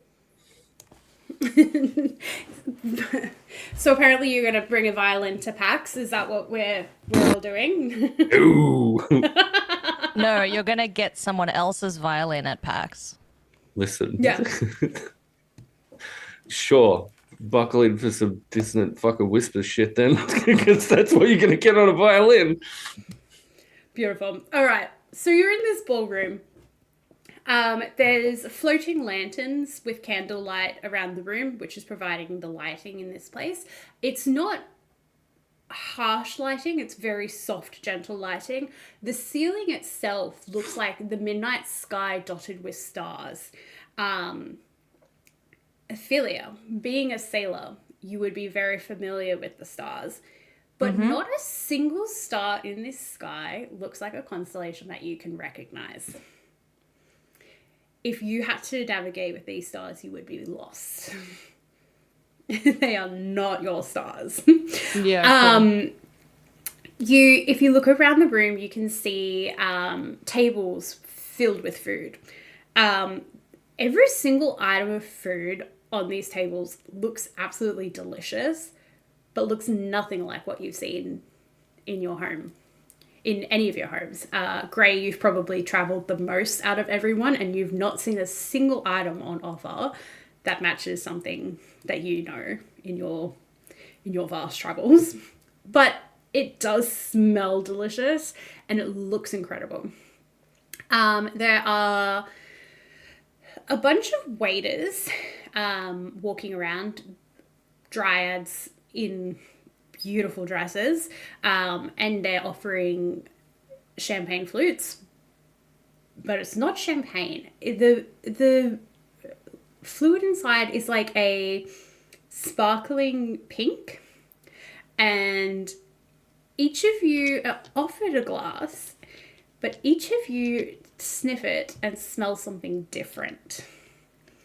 And it smells like something that, like, your favorite beverage.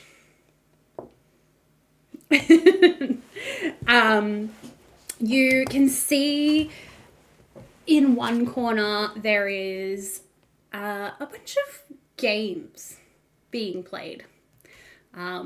Perhaps some type of card game, some type of strength contest. There's a bunch of people, like a bunch of nobles, all playing games with each other in one corner.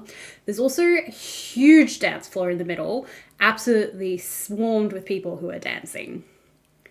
What are we all going to do? So our world has like normal fairy tales, right? Yeah. Okay. Can I do a little history check to see if there are any warnings about sharing food with fairies? Yeah, go ahead. Roll me a history check. Are you the only one that doesn't have history? Yeah, I also just rolled a 3, so I love all the food here. That shit's great. Yeah, you are. There is nothing scaring you about this food. You're like, yeah, this looks great. I'm gonna go eat this. Would I have Cool. innate knowledge in the years and years that I studied in the library? Would I have any knowledge whatsoever about the dealings of the Fae? You would know that a lot of stories say that the Fae cannot be trusted. You know that one of the warnings is to never give your real name, which, sorry guys, didn't get a choice. And you know that you've heard warnings about the way that they speak in riddles. And they don't lie. They don't truly say what they mean.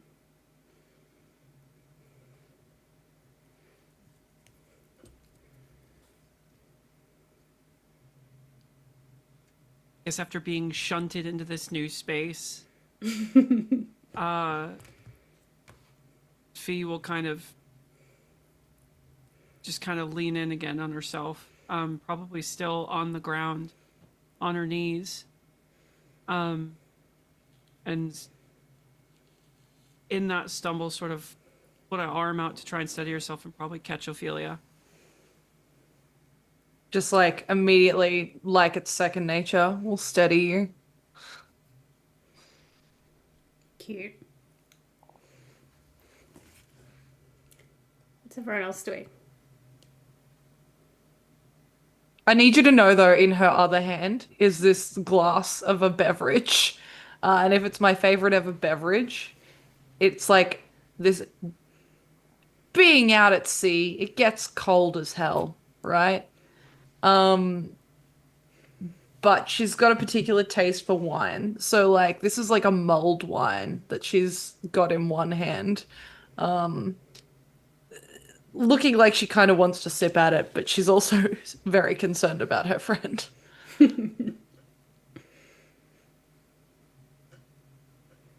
It's salt. Yeah. What do you think the favorite beverage would be of someone who doesn't eat or drink?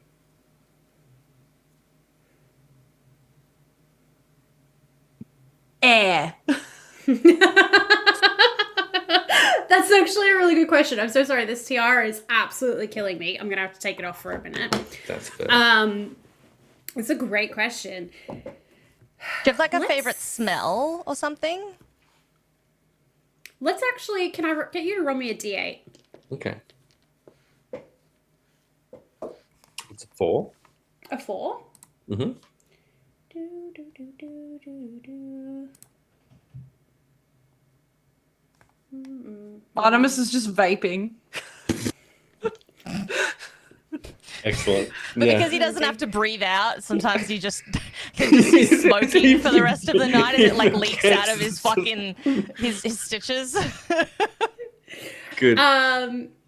Beautiful. So I'm going to say, because you got a 4, it's Granny Blue's favorite beverage. Yeah, excellent. I love that. Granny Blue, in which case it'll be the smell of this god awful, like proper gut rot, homemade, homebrew gin. No one knows what it's made of. No one should know what it's made of. No one Moonshine. should ever drink it under any circumstances whatsoever. And Artemis will probably savor the smell, and internally we'll have that sense of Granny Blue's appreciation for it. But he won't drink. So it can mess Weak. with it can mess with the internals. Fee, I'm going to assume that you're not holding your beverage because you're on your knees on the ground. I just kind of motion to Ophelia. I'd like to sit somewhere, please. And Okay. slowly move to like any nearby table. There are truly so many places to sit. There's chase lounges that look like they're made with like velvet cushions. There's tables to eat the food at. You have your choice of places to sit. And as she does and the waiter passes by, she'll swipe a cup off of it and immediately down it. And it tastes like nothing. Okay. Beautiful. So can I just get confirmation of who's had something to drink?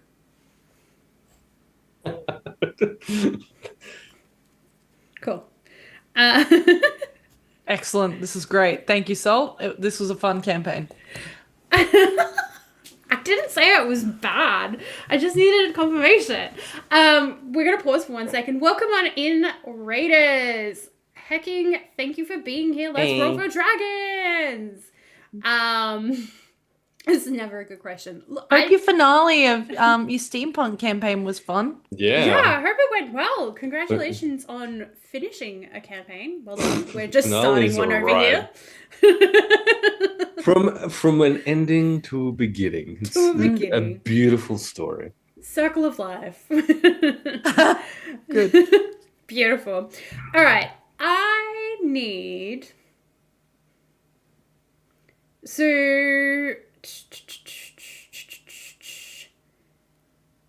Emily and Rin, you guys have gone to find a place to sit. Mm-hmm. Gray, do you look approachable? Oh yeah, she's probably standing at whatever table looks like it has the most variety of food. And you're just shoving it in? Yeah, in a not so graceful way. I mean, most Yeah. of the time she's accustomed to living only with herself. Like for decades at a time, she pretty much doesn't see other people. It's probably like the largest spread of food that you've seen in a very long time, and you've not had to make it yourself. yeah, and it's interesting. It's not just like, you know, foraged. So yeah, she's not making a mess of herself, but like it's not classy. And Artemis, you are. Are there people dancing? There are people dancing. Then he is so cutting in / joining in on Beautiful. that. What's actually going to happen is a satyr is going to approach you. Excellent. And this little satyr, she's quite small. She's got big brown eyes and little goat ears in her hair, tucked into her hair. She's got beautiful little, like, strawberry blonde curls that are braided into two plaits down her side, but the curls are just falling out of these braids. Like, it looks like she's done the best that she can to contain these, but it's fucked up. She's got tawny fur, and she looks like a little bit like her legs are very goat-like. And she approaches you, and she asks you to dance. I had a name for her. Completely lost it. Welcome to the Deandra. hardest part of DMing. Coming up with names. Was that a question, Rin? No, Deandra. Deandra is going to be her name? Yep. There you go. Beautiful. Deandra bows to Artemis, and she holds her hand out, and she says, "Could I have this dance?" Artemis will take the hand, return the bow whilst holding the hand. Oh, absolutely. You delightful little thing. She's going to blush a little bit, which you can clearly see because she's quite pale. And then she's going to lead you onto the dance floor, and you guys are going to dance. We're going to quickly cut to Fee and Ophelia, who are sitting down. What are we doing? Is there anything I can do to make you more comfortable? I imagine this must be overwhelming. Back home wouldn't be too much, would it?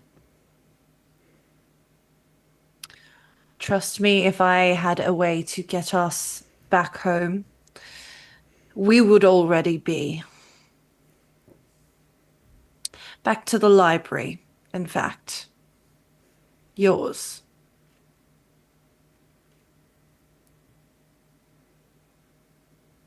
Do you remember that? Or is it just a blank slate? No, I remember working. I remember Mom. I remember Pa.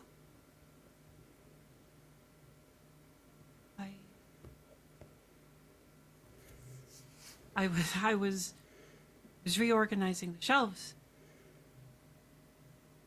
And I was tired. I went to take a nap.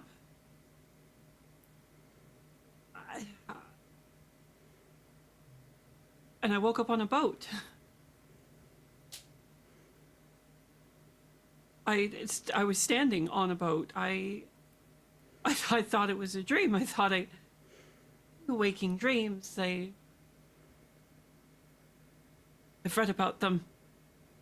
I thought maybe I had stumbled upon something that I shouldn't have read.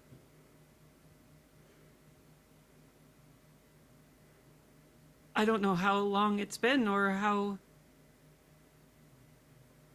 even where I was. I don't even know how I got there. Just feels like someone has plucked a part of all of me and removed it and replaced it with something, but I can't feel the something. Here, there's far more to the story. I would imagine it has been some time in between what you remember in the library and being on the boat, if the passage of time is anything like I remember. But once again, I don't want to overwhelm you. You say that you know me. Yes, quite well. Well, you saved my life, for starters. I feel like I would remember such things. So do I. How can I trust your word on such matters?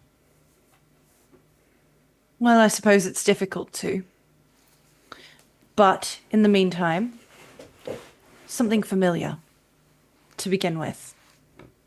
And I think Ophelia will pull out one of the books she still carries, that was gifted to her by Fee, that has some of Fee's own notes kind of tucked into it, of like little bits that are like her favorite parts and like favorite characters and why, and it's like little annotations. And she'll hold it out to you and say, a gift. This is mine. Yes. Are you I gave this to you? Yes.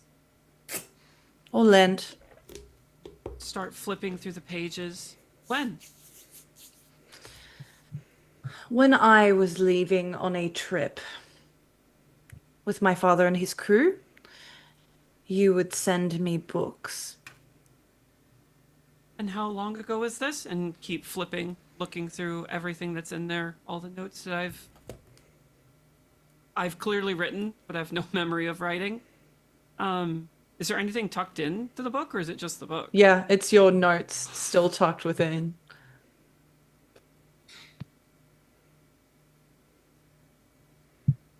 I think the only other thing you'd probably notice is that there is like some wear to the book now, like probably like it's been reread through multiple times. When? Admittedly, grief makes the passage of time a little blurry.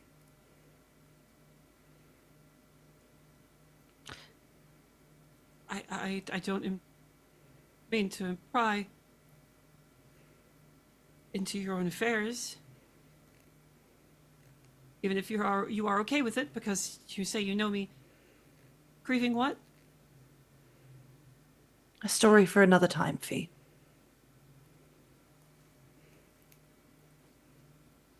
Let's just get through this ball first. She's just still flipping through the page, not looking up, not breaking eye contact with the notes themselves. Ophelia downs the rest of her drink, and as soon as someone else walks past with a tray, grabs the next drink. Cool. We're going to flick over to Gray. Yes. How is it going? How are you enjoying your food, my dear? It's pretty good. Yeah. But now that she's experienced, you know, all the different kinds of like whatever fancy Feywild cheeses or whatever's going on, is that dragon still around? Yeah, actually, if you look to the far end of the ball, you can see that the queen is sitting on another chair, a much smaller throne, and the dragon is at her feet.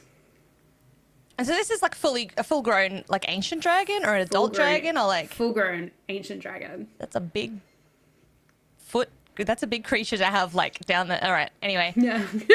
I don't really want to talk to it in front of the queen because I think she's a bitch. But Gray's gonna head over there anyway, and greet the dragon with the same kind of polite bow that Morel did when we showed up. Mm-hmm. Yeah. And greet it in Draconic. Beautiful. That is one of your languages, correct? Yes. Beautiful. What are we going to say? Just good evening to you. Knowing full well that the queen can probably understand what she's saying because she's, you know, some kind of ethereal being, but Gray is going to pretend like she's not there. Like, not even acknowledge her presence. Cool. This dragon looks over at you. And it does quirk its head a little bit. Like, it is interested in you. But it hasn't quite decided if it wants to talk to you. Mm-hmm.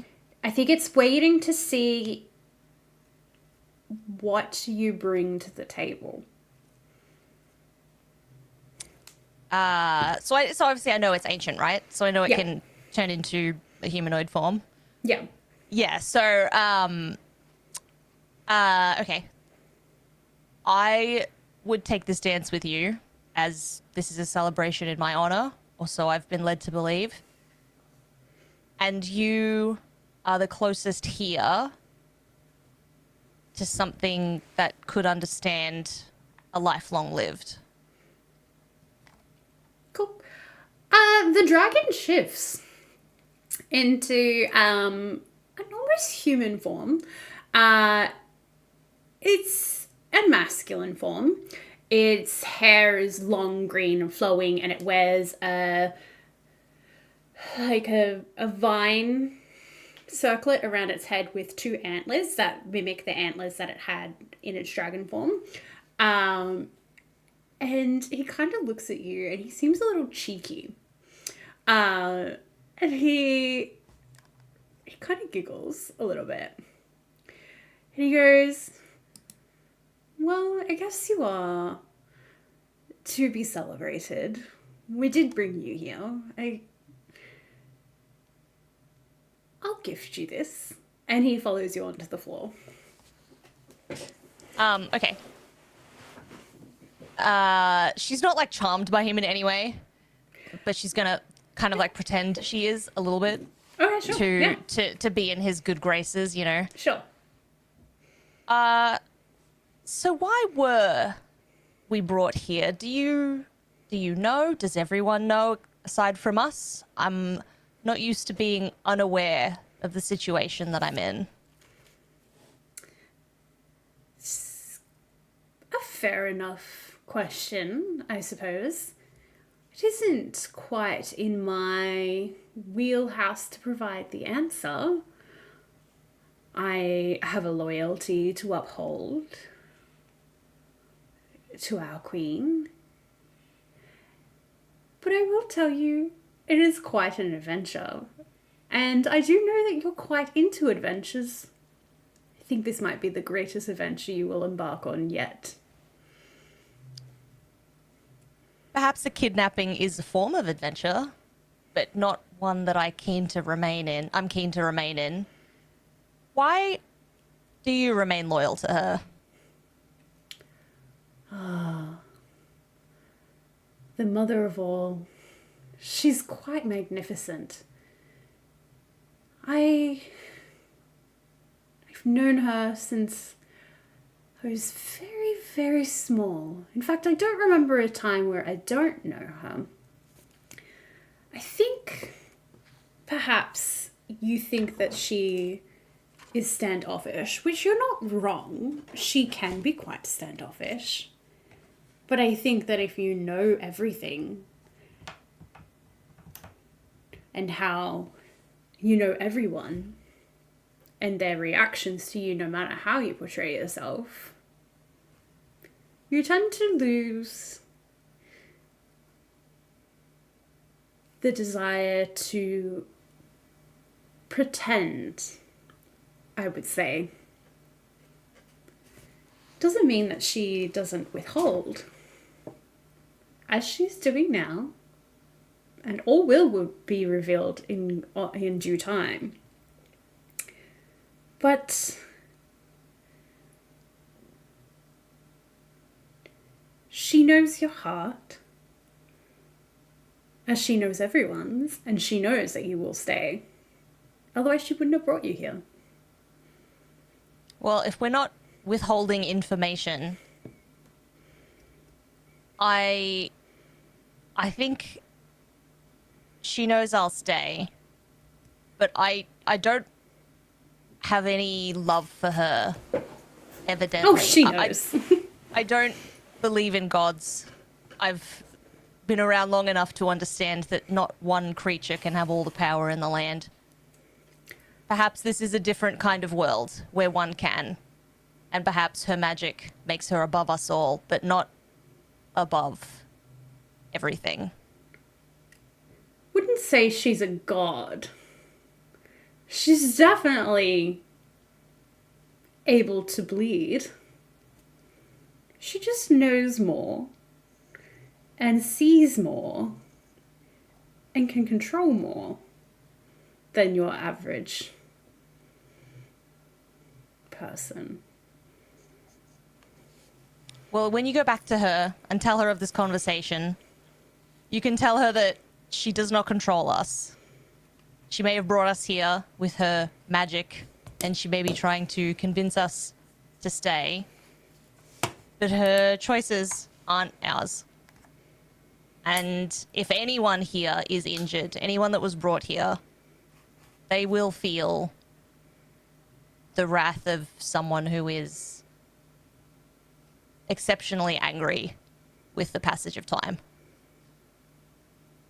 I can guarantee you no harm will come to you within these walls. And it's funny that you think I must report everything back to her. Will you And sit at it's her funny- feet, do you not? It's because I love her. I don't see why. But that's for you to decide. Perhaps here, immortality is easier to handle. Perhaps knowing someone else who won't leave you means that you can feel love for the others in a way that is not common where I'm from. Perhaps you will find not the love that you seek, but the love that you need through your adventures. Most cryptic. He's gonna Can I bow know to your you. name before you leave? My name is Solariva Moonfang. I'm gonna need you to write that down for me. I will fully do that because I already need to know how I spelled that. Just so you know, Sylarifa. Okay. Awesome. Thank you. And he's going to leave and shift back into his dragon form and return to the feet of the queen, who is watching you, and she's smiling. She's always And smiling. She's looking at you like she's entertained by the brash way that you speak. And she just kind of nods at you a little bit and then turns back to her companion that she's talking to. Yeah, well, Gray gives her like the most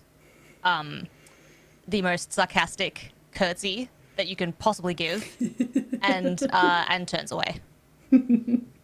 I love that you immediately like, fuck this bitch. No one tells me how to do my stuff. All right, we're gonna flip over to Artemis, who is dancing with our lovely little satyr friend, Deandra.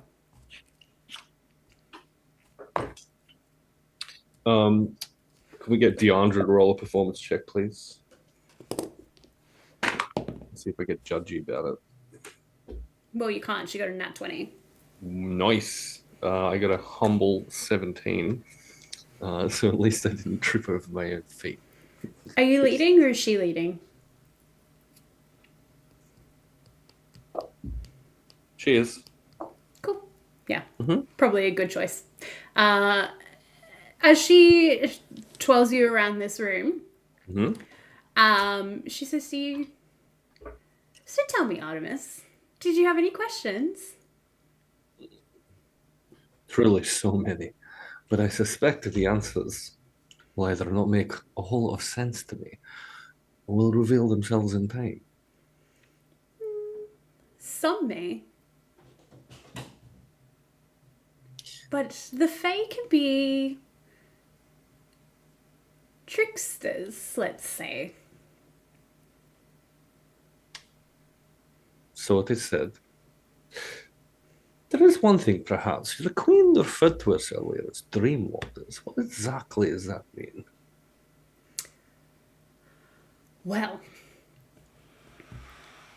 it's interesting that that is what you picked up on.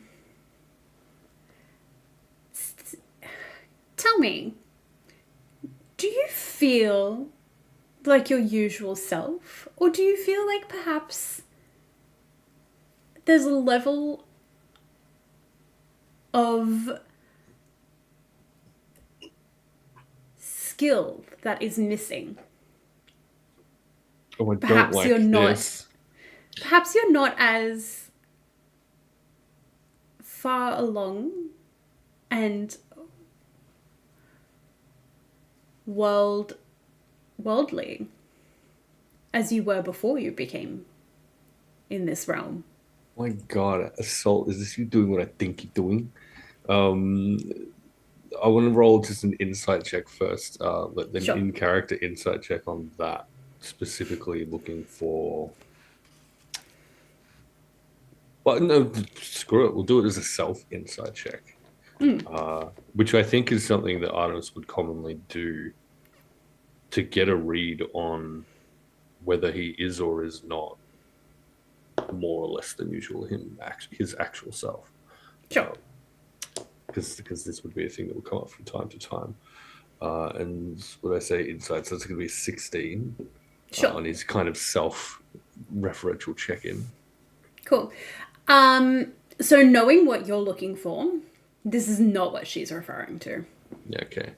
Above the table then, are we not meant to be level fucking 1, you psycho? Yeah. Yeah, okay, great. There's a reason, and Yeah, that might good. be why. Maybe that's what she's Excellent. referring to. Is this something Artemis will actually recognize? Okay. Yeah. Now that you mention it, I do feel somewhat lesser, perhaps. And why do you think she might have done that? Knowing nothing of the Queen, I could not even take a guess. But perhaps if, as you say, the Fae enjoy tricks, perhaps it is merely some kind of game. Our queen does love a game. Perhaps this game is more of a test. And what would one need to do in order to pass this test? I don't know. Maybe tell a story. Find the ending. Make a wish. Be an heir, be a foil. Be a weapon. And how many of these stories have you seen play out? Let's just say you're not the first group of adventurers to appear. And I'm sure you won't be the last. Not one group has gotten through all of her tests.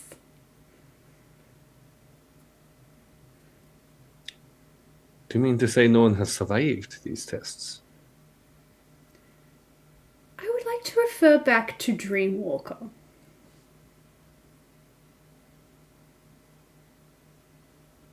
She's gonna leave. The song ends and she's just gonna leave you there with that. Excellent.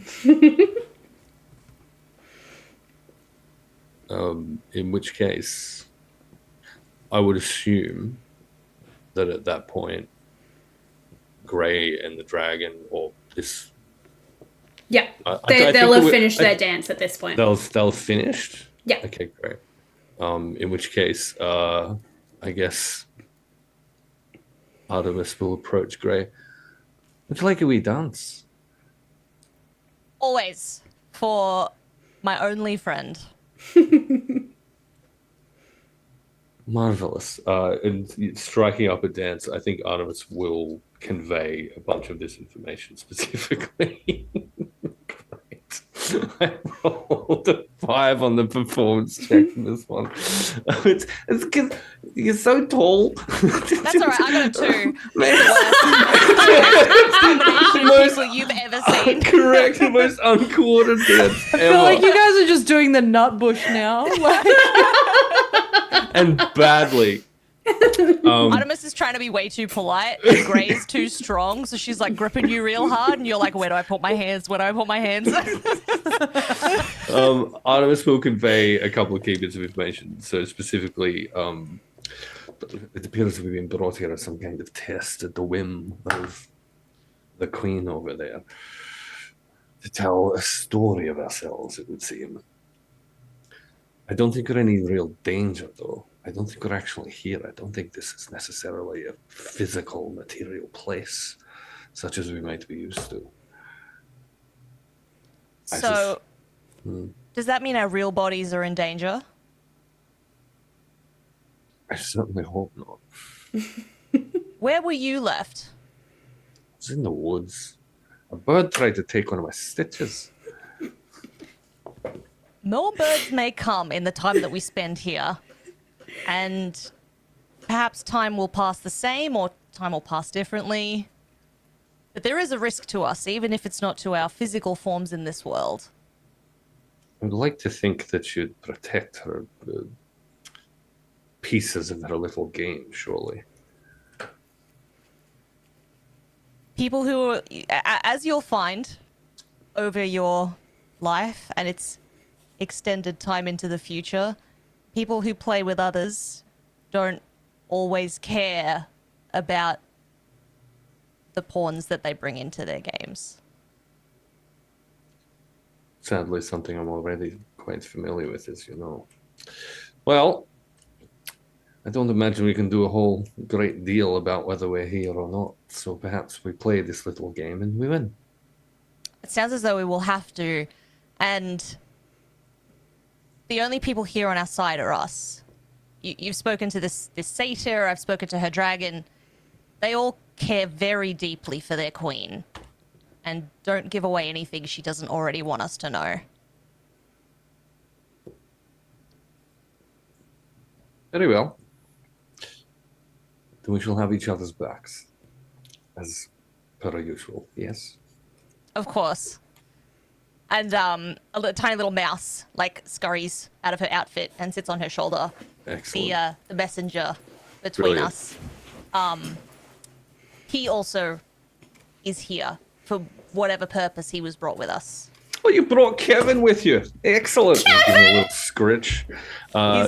He's very cute. He's doing all the like sits kind of like this, like people. He's trying to sit like people. He's very cute. Excellent. Kevin. And what do you make of our two new friends? And he'll scan the room, kind of looking for Ophelia and the other one. Okay. See. No, I keep wanting to say the full name, but then not remembering it, and so I have to default to P. So it's like a 4-stage process of trying to remember Rin's character's name at this point. I'm It's so literally sorry. in the Zoom. You. This is yeah, that's true. Yeah, what do you think about two new friends? Oh yeah, Ophelia, and what's her name? I think there's a deep, unsettling sadness within them for those who are so young. And whatever they've been brought here for is different to what perhaps we were brought here for. I think we know a lot about ourselves. You perhaps not of all your parts, but there's a lot that I know, and there's a lot that you can sense. And I think the others have something to learn or something to return to themselves that may be part of this story that this queen is trying to get us to tell. You're the light to their darkness, perhaps. Is that what you're thinking? Two sides of a coin, perhaps, or just four people who were in the wrong place at whatever time she decided to call us from. I'm going to choose to believe the more poetic version of that, if you don't mind. I think it's quite delightful. But I understand your reservations. Pause. Well- Jess, can you please roll me a Constitution saving throw? Yeah. My God. Luckily, I'm pretty good at them. 19. Beautiful. Continue. Okay. Do I feel anything? No. Okay. How goes your poetry? Have you learned anything new about your personas through it? It is as it ever was. I explore myself and my constituents through pretty verse. But I've turned more to the external world. I've chosen to be comfortable with who and what I am. And now I look to who I am within the world around me. And I'm finding a great deal of joy in that. There is joy in that, and I hope that it stays with you for longer than it did for me. For what it's worth, I hope you can rekindle your joy. Through you and knowing you, I see the joy seep from between your stitches, and that brings me something. That was fucking cute. It's real cute, and a wide We're smile. besties. A wide smile will spread across Artemis' face, and I think with a little giggle, he'll try and do a dip, but with that roll of a 5, It drops you. Absolutely gonna flub it. No, I don't know if it's a drop. I think it's just one of those real awkward, like attempted dips where it's just like, no, it's just not happening. She's also 7 foot tall, and how Yeah. tall are you? 6'2". Yeah, Like he's not it's not gonna work. small, but he is a little bit kind of lopsided, a little. Must be that goblin. Correct. Old half horse. I don't know if any of the other players have learnt about any other parts of you other than Gray and Listen, myself. we'll get there. It'll be fine. And I think with that, I might go check on our 2 new, let's say, well, if we're in a story, are they supporting characters? What do we? We all remain main characters of our own stories. I think Well said. whatever she wants from us here is for us to lead. Well, let's perhaps go see how we can support them. Do exactly that. I think the younger one, the quiet one, she will need us more than the other. She does not look well. Not even slightly. Even less so than you, perhaps. And like the first kind of genuine smile you've seen from her all night comes Good. across her face because she's like, haha, you're busted. Got him. That's a good one. Very well. You're right. Which is a genuine concern. We should keep an eye on that one. We should. The other one Perhaps seems get angry some about food into her. So much rage from the other one.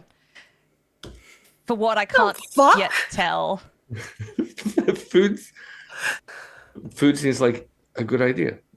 I'm sure it would be very helpful. You remember food, do you not? Do your personalities not crave certain things even though you can't consume them? It's not something that really translates into the physical self. They've certainly.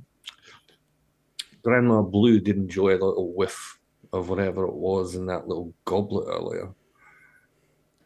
But they're beyond physical needs, much as I've never had them. It could be good to not be constrained by needs. Just What? to remain alive. Make no mistake. I have needs. Needs She rolls of the her eyes at you. flesh. Tell whoever donated that part of you to be quiet. We have other things going on. Not sure it comes from any one of them. I'm pretty sure this is entirely mine. Then perhaps you should nurture that as something unique to yourself and not made up of the others. Oh, I learned very early how to nurture it. She doesn't smile at you. I am, but she doesn't smile at you. Oh my The god. others. We will visit the Yeah, others. let's go to the others. Good. Oh my god. All right. So now the 4 of you are all gathered around. Yeah, I imagine this happens just after I've grabbed the second drink and downed it. Can I He's please? still flipping through the book as you guys approach. Can I What's do the a book? Constitution saving throw, please, Emily? No. A 17. Cool. you see a flicker of a vision in the corner of your eye. But as you turn to it, it disappears. That's all.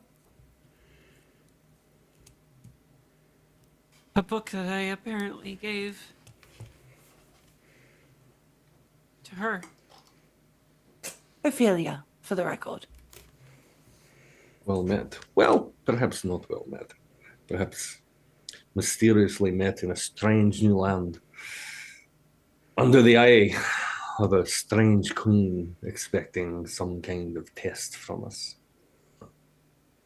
Snapping the book closed, setting it on the table next to her. Stand up, kind of. But you're curious. And approach and start, like, not touching you, but almost as if, like, studying. Mm-hmm. What is your... I do apologize if this is rude. Are you a construct? What are you exactly? Okay. You might say I'm more than the man I am, perhaps. I was created some time ago from an assortment of parts no longer acquired. And here I stand. A misguided attempt on behalf of my creator to ensure an eternal love that he certainly did not deserve. As you're saying this, Eleanor is making small sigils with her fingers in the air, not paying attention to anything, not paying attention to what she's physically doing, just doing it as if it's habitual by nature. Mm-hmm. And as she lights a rune, she grabs it. And I'm going to cast Detect Magic. And I'm just going to hold it close. You see this small, soft, orangish glow from behind her fingertip, from behind the finger cracks in her hand, behind her fingers. What do I feel from this individual in front of me?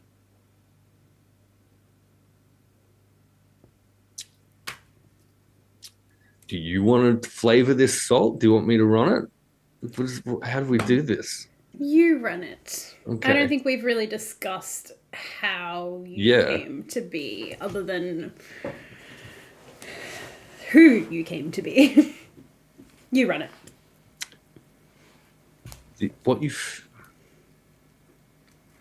What's Fee's typical, I guess, what is the perception of magical energy look like for Fee typically, or feel like? She's incredibly studious. Okay. So this is very much she wants to pick apart all the little pieces to understand each individual component. Ooh, excellent. And she's doing that with you. Okay. In which case, I think what Fee would get is not so much the pieces, but the process and means by which those pieces were put together. There is a residual undercurrent of this necromantic energy mixed with ancient things that feel prickly and taste like ashes on Fee's tongue that stitch Artemis together, quite literally, or did.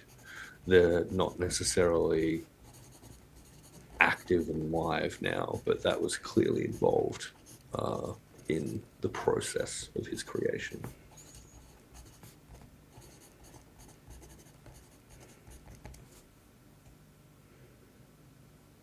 DM? Mm-hmm. How much of that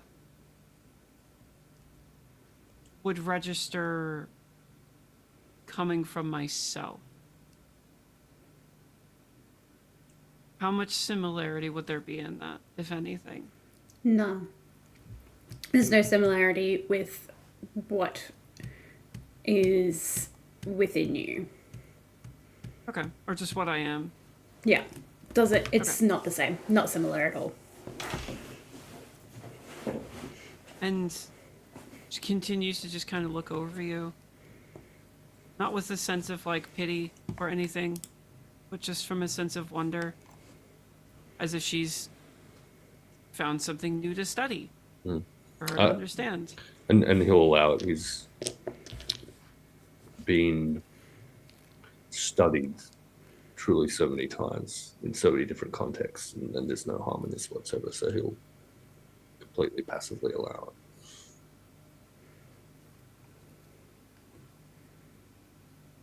Does anyone have anything else they want to explore in this ballroom before we move to the next scene? I think Gray just wants to like check on Ophelia. Mhm. Because obviously she's upset for some reason that is aside from like the fact that we were teleported here. So she will snag another drink off a passing tray and hand it to Ophelia and sit down beside her. And ask, are you all right, young one? Not just from our transport here, but with Fee. What has happened between you? I think the first thing you'd notice is that like she's definitely I don't want to think she was ever angry. Like anger is not a thing that she's actually felt this entire time that she's like this journey's kind of happened. But like the heightened energy has kind of Yeah, your vibes are bad. relaxed, right? But there is a sense of like more not calm but like less now. And she will give you like a nod as she takes the drink. I'm just very confused, if I'm being quite honest. Fee and I have known each other for quite some time. It seems as though she does not know that. Which she explained to me. She has lost some memories, it seems. A gap in time. Indeed. Have you felt anything lost in this place? Well, a loss of my bearings is one thing. A loss of familiarity.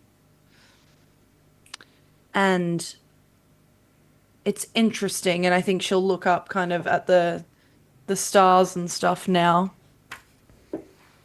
It's weird to see a sky and not recognize a single star. I agree on that. I've spent some time traveling in my life, and it's impossible to know where to go from here. We can only hope that it leads us back home and back to wherever Fee's memories were left, and that nothing else more metaphysical was taken from us during our teleportation here. I agree. If anything happens, you can rely on Artemis and I. We're not old friends, but friends, I suppose, and... I suppose. Well, she does. She's only got one. Who, including the mouse? That's true. He's a bud, not a friend. Mm. I don't wish for either of us to bring any more trouble or trauma to your life. I think we must work together against whatever this queen is planning for us, even though we've known each other a very short time. The best journeys I've been on, darling, involve a crew, so I'm with you. Cute. Great. Well done. Beautiful. As this I love to think that conversation... Gray goes, all done. Conversation's over now. Goodbye. I'm gonna say that yeah, that's canon. Well, Jess As forgot to this- take her medication before this game. As this conversation winds down, you see the queen raise her hand from where she's sitting, and time and everyone around you completely freezes. Only the four of you are able to move. The queen, the dragon, and Morel. Morel approaches you all and she says, "The time has come. The queen beseeches you." And she leads you back over to where the queen is sitting across the ballroom. I do love a good beseeching.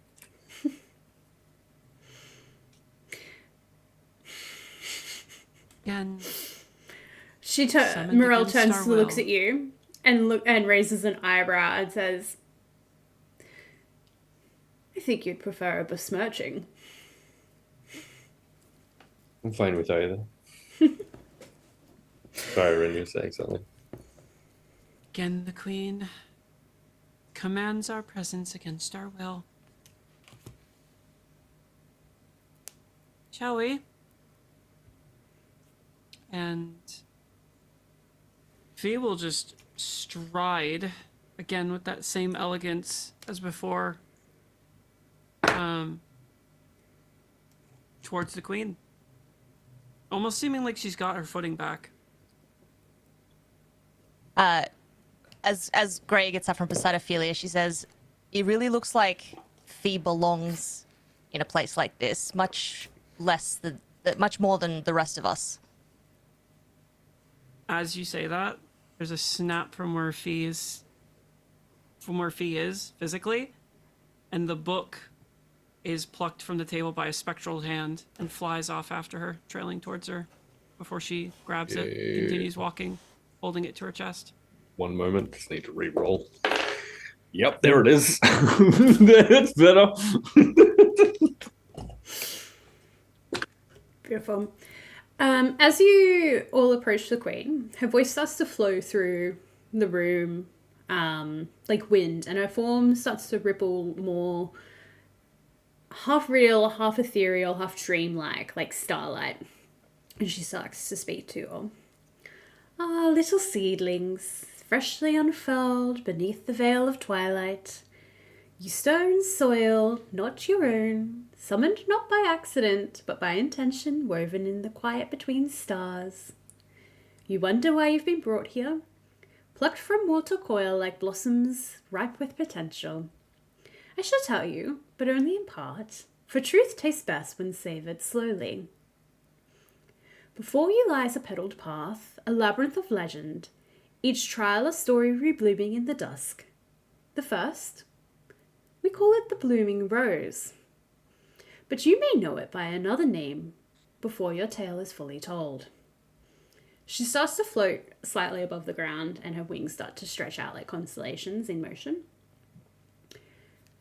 "Should you prove yourselves worthy, through wit, will, and wonder, you shall be entered into the Queen's chalice. A sacred rite. A series of tests woven from the breath of dreams and the roots of memory. Each test is a sip of the chalice, a taste of what might be, or what once was. Pass through them all with open hearts and unbroken threads, and at the end, one boon shall be yours." She leans in a little bit closer to you all, her smile both warm and a little mischievous. "A wish, dearest petals. Yours to shape as moonlight through glass. But beware, glass can cut and moonlight deceives. Now dance if you dare in the garden of my making. Bloom bright or be burned." At that, she disappears, and she actually puts something in all of your pockets. Let me grab that for you.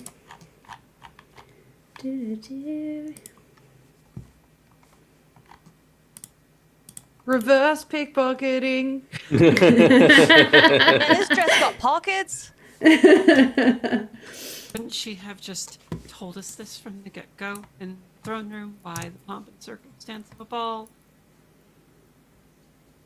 Morel kind of smiles at you, and she says,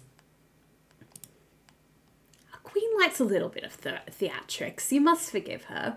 She's lived a very long time. She needs to We as entertain mortals herself do not somehow. live for a very long time, and those moments that she steals away from us, we will never get back. So I would prefer that she dispense with the frivolity and allow us the agency to get back to the homes that we lost. Funny that you think time is passing. Artemis will immediately look then over at Gray, to kind of just a little eye-to-eye throwback to their conversation earlier. It's like, well, that answers that question. Yeah. Beautiful. In your pockets, you will find a scroll. Oh. And this scroll is called the Scroll of the Queen's Accord. And it's penned in a starlight ink on a moonleaf, and sealed with a crystal bloom. And it reads as follows, and I will be posting this in the chat, the Echoes and Divinity. No, oh. Hey, Advertising. Woo! In the Tales of the Feywild chat, for everyone viewing at home to have a look at later as well.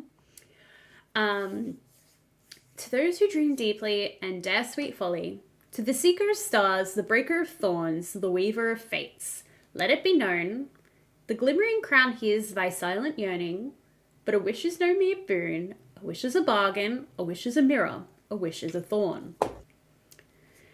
Then it lists out the rules of the wish. Rule number 1, a wish is earned, not given. Only those who complete each trial of the Queen may stand beneath her wings and make a wish. The path is not walked alone, nor is it easily survived. Rule number 2, a wish must be spoken under moonlight. The wish must be made beneath the stars, in truth of heart, in clarity of purpose, and in the language of one's soul. Deception shall rot the roots of it. Rule number 3, a wish must be one. Only one wish shall be granted, be it for one or for many. It must be singular in purpose, speak with care. Rule number 4, a wish must be woven in harmony. Should the party bicker or betray, the wish shall unravel. Only a united chorus may awaken the bloom. Discord twists the thread. Rule number 5, a wish must bear a price. Though no coin be asked, all magic demands its toll. The greater the desire, the deeper the shadow it casts. The Fae do not forget depths, even those unspoken. And rule number 6, a wish must not break the balance. Wishes that attempt to undo death, reshape fate, or unmake time are not forbidden, but beware. The seelie may grant it, but the unseelie shall come to collect. And at the bottom in flowing script is the Queen's final word. You may pluck the star you crave, but know it plucks you back. Ilaria or Elise, she who sings the stars. Oh, seems like a fine prize, if one somewhat fraught with caveats. Wishes are a dangerous thing, and she's playing with the locket on her neck again. Mm-hmm. Which is what made me what I am, according to the Queen.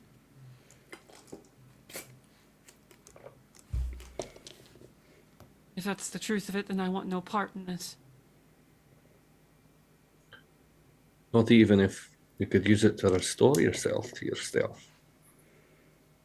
It says here that you cannot undo fate. Who's to So say it seems that that I your am fate stuck. is? I fear this might be the only way we get any chance at getting home, though, Fee. If there's one thing that I'd like to think my existence is testament to, it is that we are indeed the authors of our own fate. No queen controls us.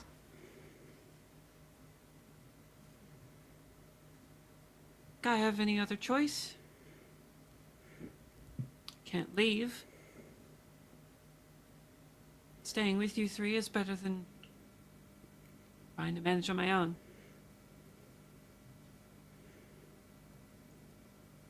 We will just need to ensure that we all have each other's backs and Always. fronts. Always.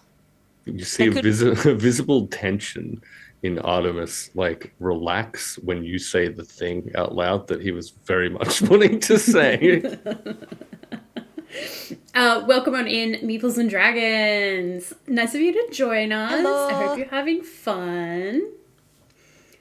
We have just learnt why the Queen has brought us here. Beautiful. So, after the Queen had her little speech and reverse pocketed you all, she's gone, and the room is no longer frozen. And it's only Morel who is standing before you, listening to your conversation, basically. She says, "The chalice has not yet begun. First, you must prove yourself worthy.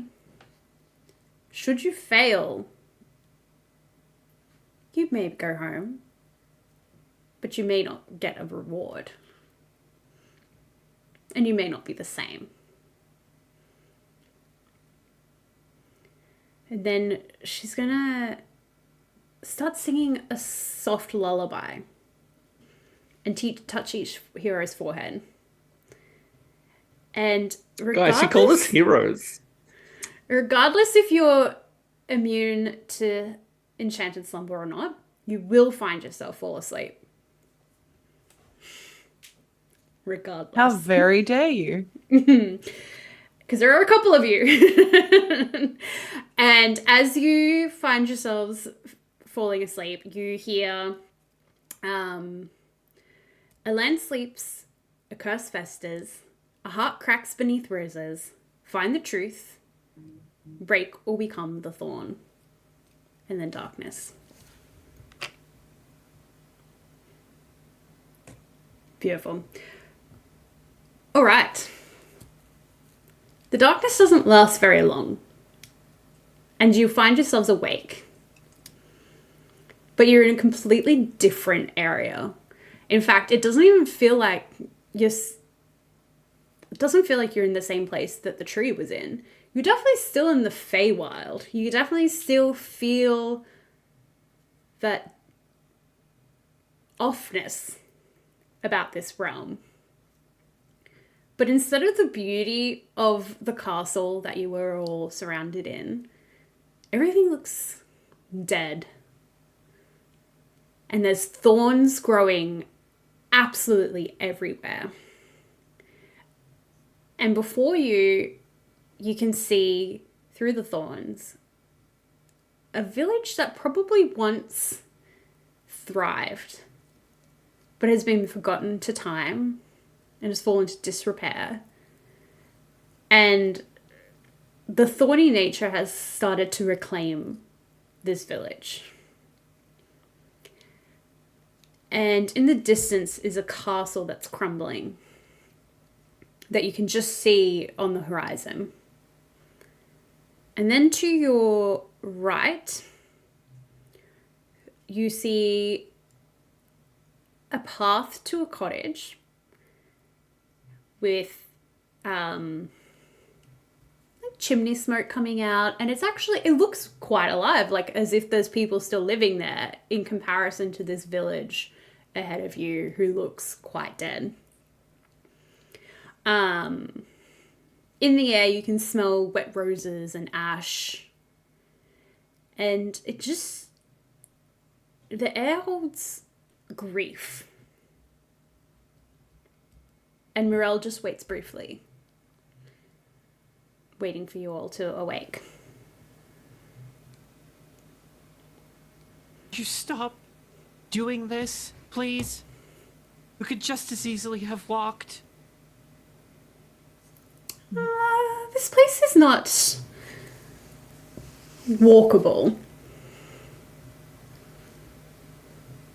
little warning would never go astray, though. Whatever that was, certainly not comfortable. Do we have all our shit back? Yeah. Excellent.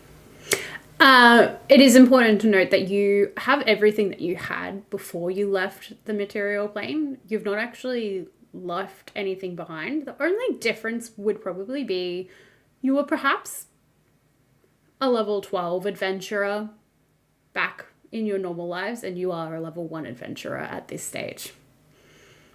That's the only thing she's taken from you at this point. Morel just kind of looks at you all and goes, well, if you want a warning, prepare yourselves for a vision then, I guess. Takeaway's the whimsy. And then before your eyes, you see this same village that you're looking at now, but it's not decrepit. It's like before it fell to ruin. There's a market in bloom. People are selling their wares. There's children running around laughing. There's royal banners flying in the sky. And it truly looks like a place of joy and beauty. Amongst the people, you can see the king and queen are walking amongst the village. It's quite obvious that they're the king and queen. They have a retinue of guards around them and quite large tiaras and crowns. And before them is a young elvish girl. The king and queen are both elvish as well. And she's just probably 12 years old, playing with the other children in the marketplace. The only thing separating her from them is her clothing is much more high class than the children. But she seems to be having fun with them and laughing and enjoying herself as young children do while her parents look on with love. And then as soon as that vision starts, it ends and you see the village back how it was when you arrived. And then Morel leaves. She just disappears in a mist of petals. So What are you that's thinking? it then. That's it. That's the warning. That's what we're given. Just transported to a different realm that we know nothing of, a vision and this. Great, fantastic. And she kicks a fucking rock in front of her and tries to start stomping off towards this cottage. And after the first few steps, will stumble a little bit. Bite herself. Does anyone recognize this realm? Any clues as to why we were sent here? If we're telling our own tales, surely someone is from here. No one's from here, but you do see a sign post. It's a bit decrepit, a bit falling apart, and it just says Alarindor. So we know where we are. But none of you know this place because it is still in the Feywild. Are we all going to go to the cottage? Yeah, but I think before following, Artemis will turn to Ophelia then. She always like that. That's more of how I remember her, yes. Spirited. Certainly one word for it. Well, it seems our guide isn't going to be too much more helpful, so let's go pay this place a little visit, shall we? For the record, and she'll say this just to both of you two before you walk away, Mm-hmm. attempting to make sure Fee doesn't hear. Mm. She died, as far as I'm aware. Well, sir, as did Artemis, and he is here with us too. Technically, I haven't died, but there are deaths associated with my existence, correct? Sure, it's an interesting story. But Fee can't know this yet. If she's already panicking, I give her the story slowly, not fast, all at once. May I recommend not sharing any more of it until you're ready to do so? Might be a good idea. You never know what little ears are listening at our house. Fair point. Are you coming? Another kick of a rock. Perhaps her components, as Artemis's, will know more. Her heart and her brain may not know the same as her body, perhaps.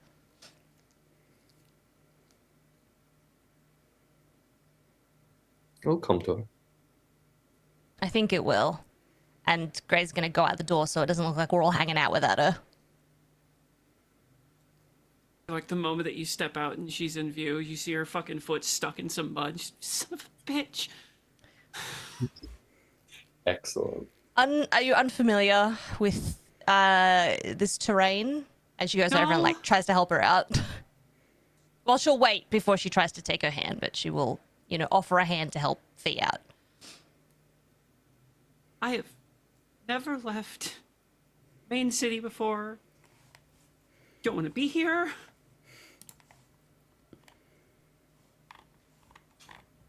Can you help me? Of course. As I said, always, I will have hands for everyone when needed.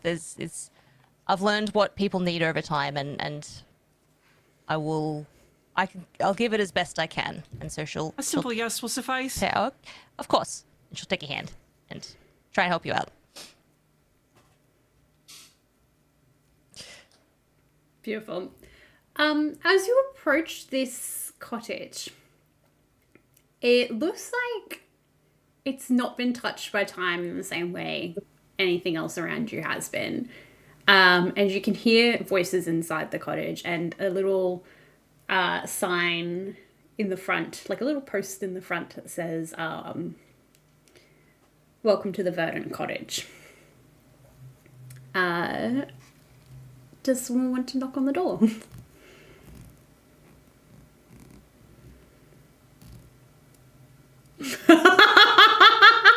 Nope. Well, if no one does, Ophelia will. Beautiful. But we'll also give an opportunity for everyone else to first. There's nobody gonna do it. All right, I'll feel it. I'll do off it. You go knock the It's door. fine. And I'll knock on the door. You hear a sweet voice inside being like, "Coming!" And then the door opens, and before you stands 3 fairies. These aren't the fairies that you would believe to have known in fairy tales that you're expecting more humanoid type fairies, but before you stands 3 fairies that resemble more closely that they are moths themselves. There's a fairy with dark blue skin and her hair is in a nice little bob. She's got golden antlers, like antennae, and her wings are almost like a cape down her back. And they're a dark blue with gold underneath, and she's wearing a dark blue dress with gold stitching around the edges. Beside her is another fairy with pink skin, and she's wearing a yellow dress with pink wings and yellow spots. Underneath is also yellow, and she's got her antennae and long blonde flowing hair. And she's just kind of standing there with her hands clasped before her, whereas her sister beside her seems a little more standoffish, is probably the word. And then the third sister she seems younger than the other 2, a bit smaller, almost childish in her appearance.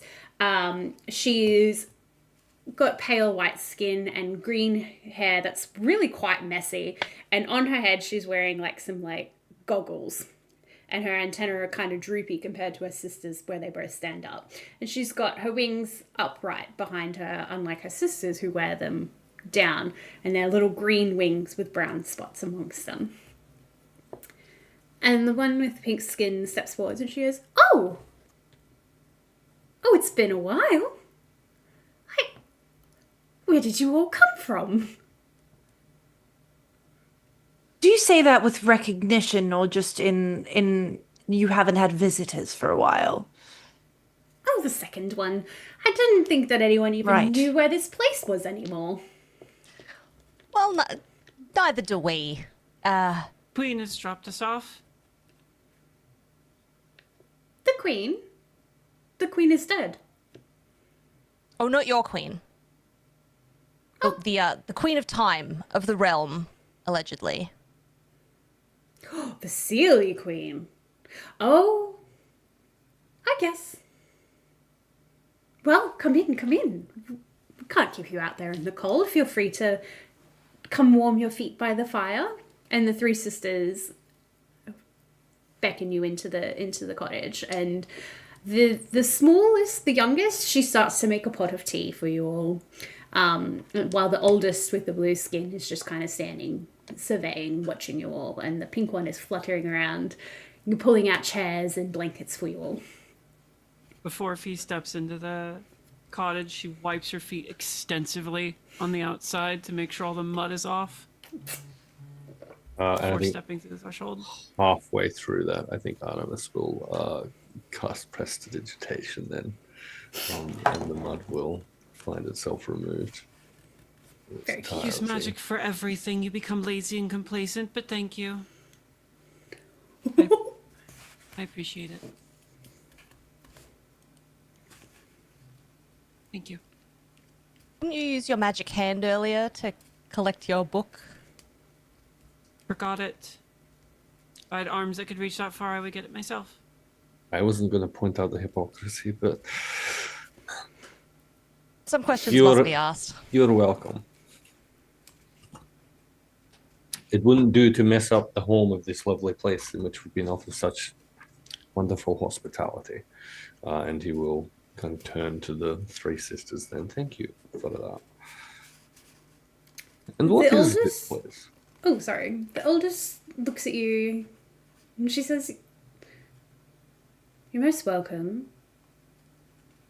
Though I don't believe we can keep you for very long. If the Sealy Queen has brought you here, then we can only offer our guidance and send you on your way as those who have come before you. And what are your names, may I ask? Leonor Hedrick? Lovely to meet you, Filianor. Ophelia Locke. That is quite a strong name, Ophelia. Welcome. The name I have taken is Artemis Crown. What an interesting way of putting it. And Lovely accurate. to meet you, Artemis. I am simply Grey. I feel that there's probably nothing simple about you. I am Most- Glyndaloon. Most flattering, but tell us about yourselves. We've been sent here with some task, and obviously you're aware we're not the first. And we'd like to Little return direction. home. Of course. Well, Pretty my name is quickly. Glyndaloon. This is Valanthia. And she points to her sister in pink. And this is Merivin. And she points to the little sister in green, who is handing you all a cup of tea. Did you have Grab questions it. for me?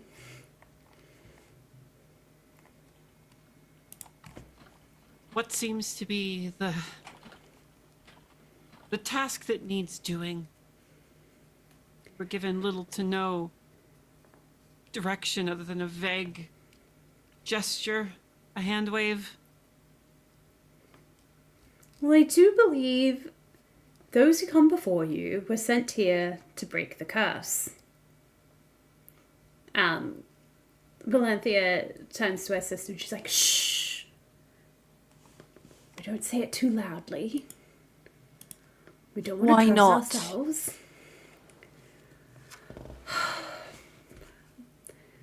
It's a sad tale. And sometimes I feel like I don't really know everything that happened. It's almost like part of my memories are gone. But I do remember when Alarindor was vital, and we lived in peace and we lived in happiness before the thorns came and the sleep settled amongst the village. Emily. I see you. Yeah, you see me. And Artemis will kind of echo a little bit. Become or break the thorn. Well, there's our test, it would seem. I believe those who were here before you tried to uncover the truth behind the curse, but it seems like many people rush in and they don't take the time to unravel the story. And who in this town would be our storyteller? Well, Glyndaloon kind of leans forward. She's like, well, there was King Alaric and Queen Seraphine, but nobody's seen them for a very long time. We don't even know if they're still around, or if they have passed, or if they're part of the curse as well. And then there was Aureliane. She had such a kind heart, and she was such a young, beautiful soul. She's so gentle. And I guess perhaps you might find Sir Emric. He was supposed to marry the princess. Ricky! His full name is Emric. He was supposed to marry the princess, but I can't recall if it was a love match or an arrangement. And then you hear a little voice in the corner. You're forgetting one. This is the first time you've heard the youngest sister speak. She tends to be quiet. And both the older sisters look at her and they're like, almost seem reluctant to talk about the person, the last person in the story. Go on, spit it out. Well, there used to be 4 sisters, and Melantha, we haven't seen her for a very long time. Not since her sorrow overtook her and the thorns came. Though I do believe she's still in Alarindor. Is there a way to enter the city without running afoul of the thorns? Flight, digging, a kind word to the plants at the entrance.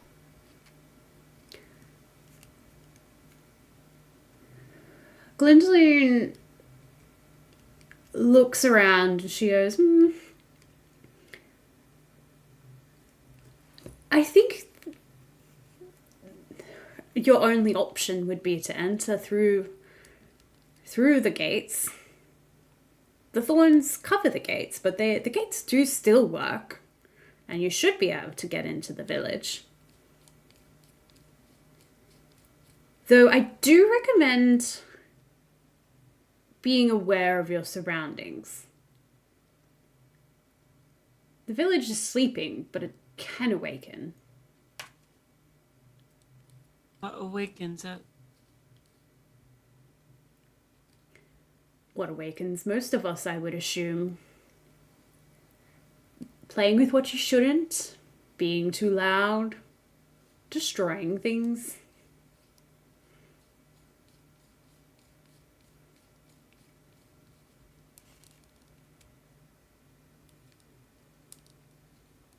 We shall tread gently then on our journey. Belanthea is going to stand and she's going to hold out a flower in her hand and she's going to offer it to whoever in the room wants to take it. People get up and take the flower. This is a fairy token.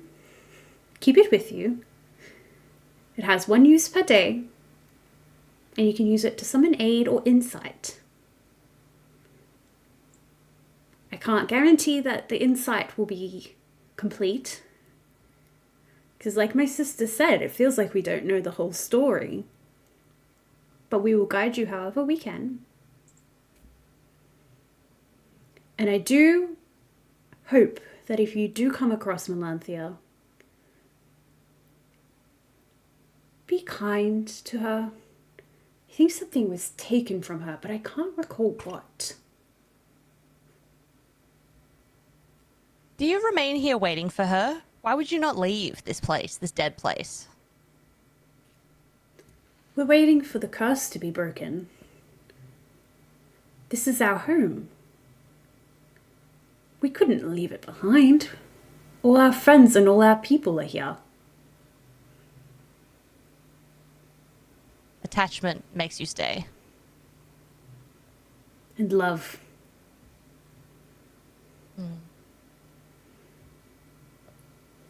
Do you have any other questions for the fairies?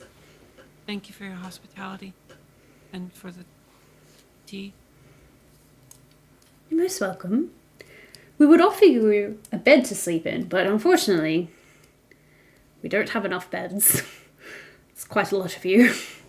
And quite a small cottage. Appreciate the kindness, but I'm sure that me and my compatriots would much prefer to move on as quickly as possible. Do we feel refreshed from that enchanted sleep? No. Okay. But when you leave the cottage, you see that when you arrived, the sun would have been about midway through the sky, and it has now completely set. Okay. So time moves completely differently here than what you're used to. Yeah. Before we go, I want to ask them if there's anywhere safe that they're aware of between here and the castle walls that we could stay without causing a fuss. If we need to, like, long rest or anything. Belanthea thinks for a moment, looks at her other sisters, and then Miraven, the youngest, pipes up. She goes, the chapel's still pretty good. And as long as you sleep outside the gates before you get to the village, you should be good. I would probably recommend sleeping before you enter the village, and then you can rest in the chapel when you're in the village. We appreciate your wisdom and your guidance. Shall we? Well, absolutely. And get up, put the tea down, tuck the flower into like one of my braids, or my singular braid rather, into one of the plaits and braid. Give a slight bow and make for the door. Yeah, let's go. Let's go. Welcome on in, Raiders. You've come just in time for us to start wrapping up our very first session. And Salt's first time in the DM chair. Right? She's so good. Thank you. If you all want to make your way to the gates and make camp there for the night, that's probably what I would suggest. I think That was the plan, would yeah. be where. Yeah. Nah, I want to bust in. Let's go. Boot straight through the gates. Level 1 characters dead first session. Beautiful. Does anyone have any plans of what they're going to do at the camp tonight? I think Artemis would only just fiddle a relaxing, slow kind of little melody for a little bit before packing in his fiddle and then just chilling out because he doesn't sleep. So Yeah. it'd be a little bit creepy. He will just find a place to sit and stop moving entirely and just stare off into the middle distance essentially for a little while for a handful of hours over the course of the evening. That's fucking terrifying. Little bit. I hate that. He's made together of a bunch of stitched together corpses. Like there are more terrifying aspects of No, his just sleep existence, I like a think. normal guy. Yeah. Pretend to be normal. Sorry about it. If this is a thing that is actually said to him over the course of the evening, he will lay down and he will close his eyes. I don't know you well enough to say that to you. Yeah, that's fair. I think the Grey will be like, you're frightening the others. You should perhaps act a little bit more like a. You're absolutely right. Sorry, it's been a little while since I've been around sleepers, and he will then lie down and imitate breathing whilst lying down, pretending to sleep for a little while. Grey's going to try and keep watch for as long as she needs to until she's got to have a long rest sleep time, just in case anything comes from the direction of the Moth Girl's house or the castle walls. Beautiful. And how long do you need to sleep for? A normal amount of time. Breath. 8 hours, probably. Yeah. I think then Ophelia will offer to tag team the watch. And guys, settle down. It's gonna be fine. So like kind of when the halfway point of the night is swap out with you. And kind of take watch. He will be by the fire for the majority of the evening, not saying much, and using a stick, poking at some of the embers, kind of curled up into a ball, just soaking in some of the heat. And as she gets tired, before Artemis pretends to sleep, she'll just kind of scoot over to him. Do you mind if I stay next to you for the evening? You're more than welcome. Cute. Thanks. So we've got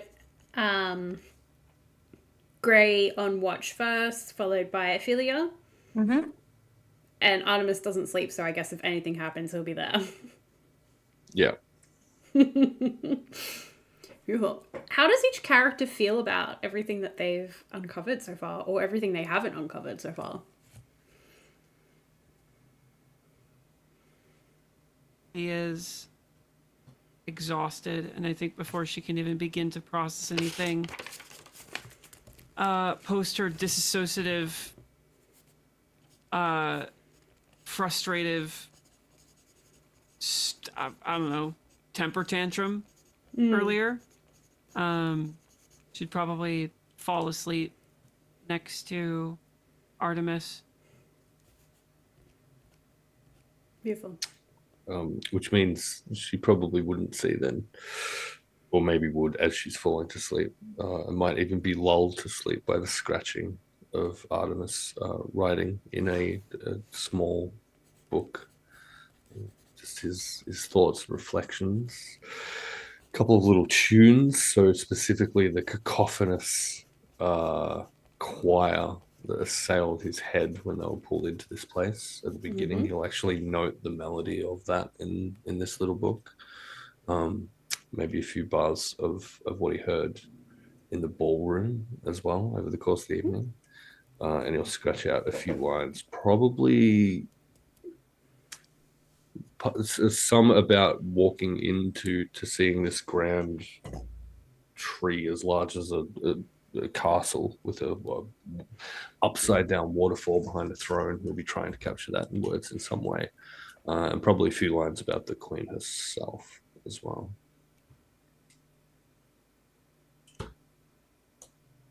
And that's all.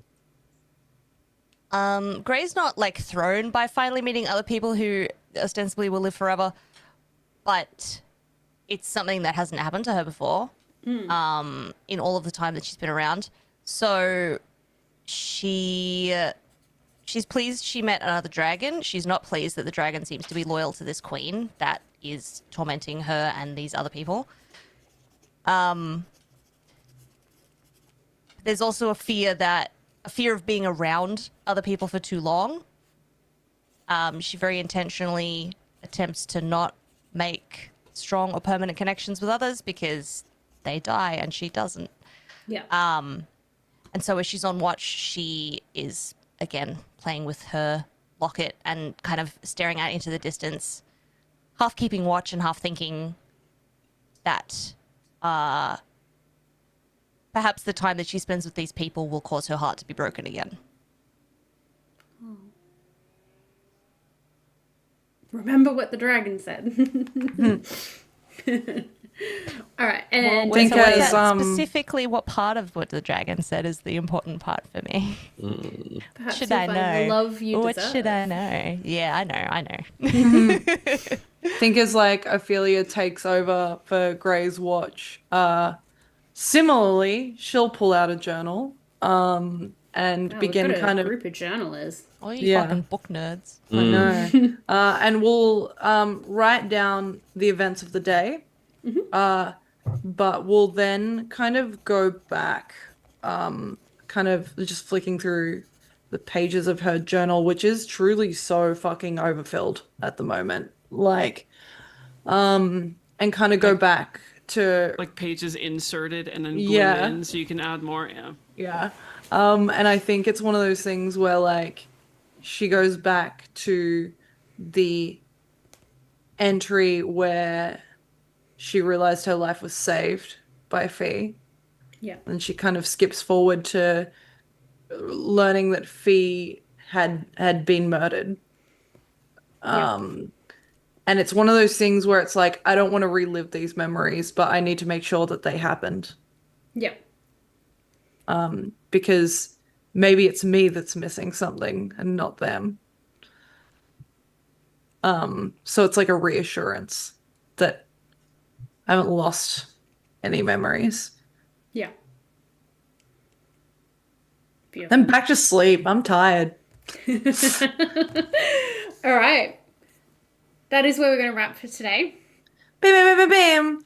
I'm so glad that you all chose to go to the cottage instead of starting combat right before I wanted to wrap up. No, we're EP. I was like, please, guys, don't do the combat now. I'll have to put it in next session. Thank you so much for joining us on our very first quest. I love that immediately Jess is like, I'm gonna fight this fucking queen. Like, Don't kidnap me. Just don't do it. I'm gonna get you. I feel like it's a dream nap. I don't think it's like a traditional kidnapping exactly. What? She kidnapped my brain. That sucks just as bad. Hey, okay. if there's one person who knows what that feels like, yeah, I get you. I'll get you all to go around and introduce yourselves one last time, and I'm going to steal from Echoes, and I'm going to say, tell me your favorite part of tonight. And we're going to start with Jess. Uh-oh. Uh-oh. Hello. My name is Jess, or Miss Cass. You can find me around the internet as Miss Cass, or every Tuesday. No, hang on. We stopped doing Tuesdays. Sometime every week on the Split Party channel, we play video games. Also, Matt does like other bullshit, but I'm there to play video games. My favorite part of today, I'm really enjoying your narration. Like, I know that it's not something that we are interacting with specifically, but at the start of the session, as you were describing the castle and all the people and the pixies coming and playing with us, I was like, it's so lived in. Like, I like it. It's really cool. You've clearly put a lot of like thought into it, and I'm really enjoying it. Thank you. Rin, who are you? Where can we find you? What was your favorite part of tonight? Rin Vixen literally everywhere. My own Twitch channel, I stream every day, and everywhere else that I'm doing D&D shit, which is truly all over the place now. I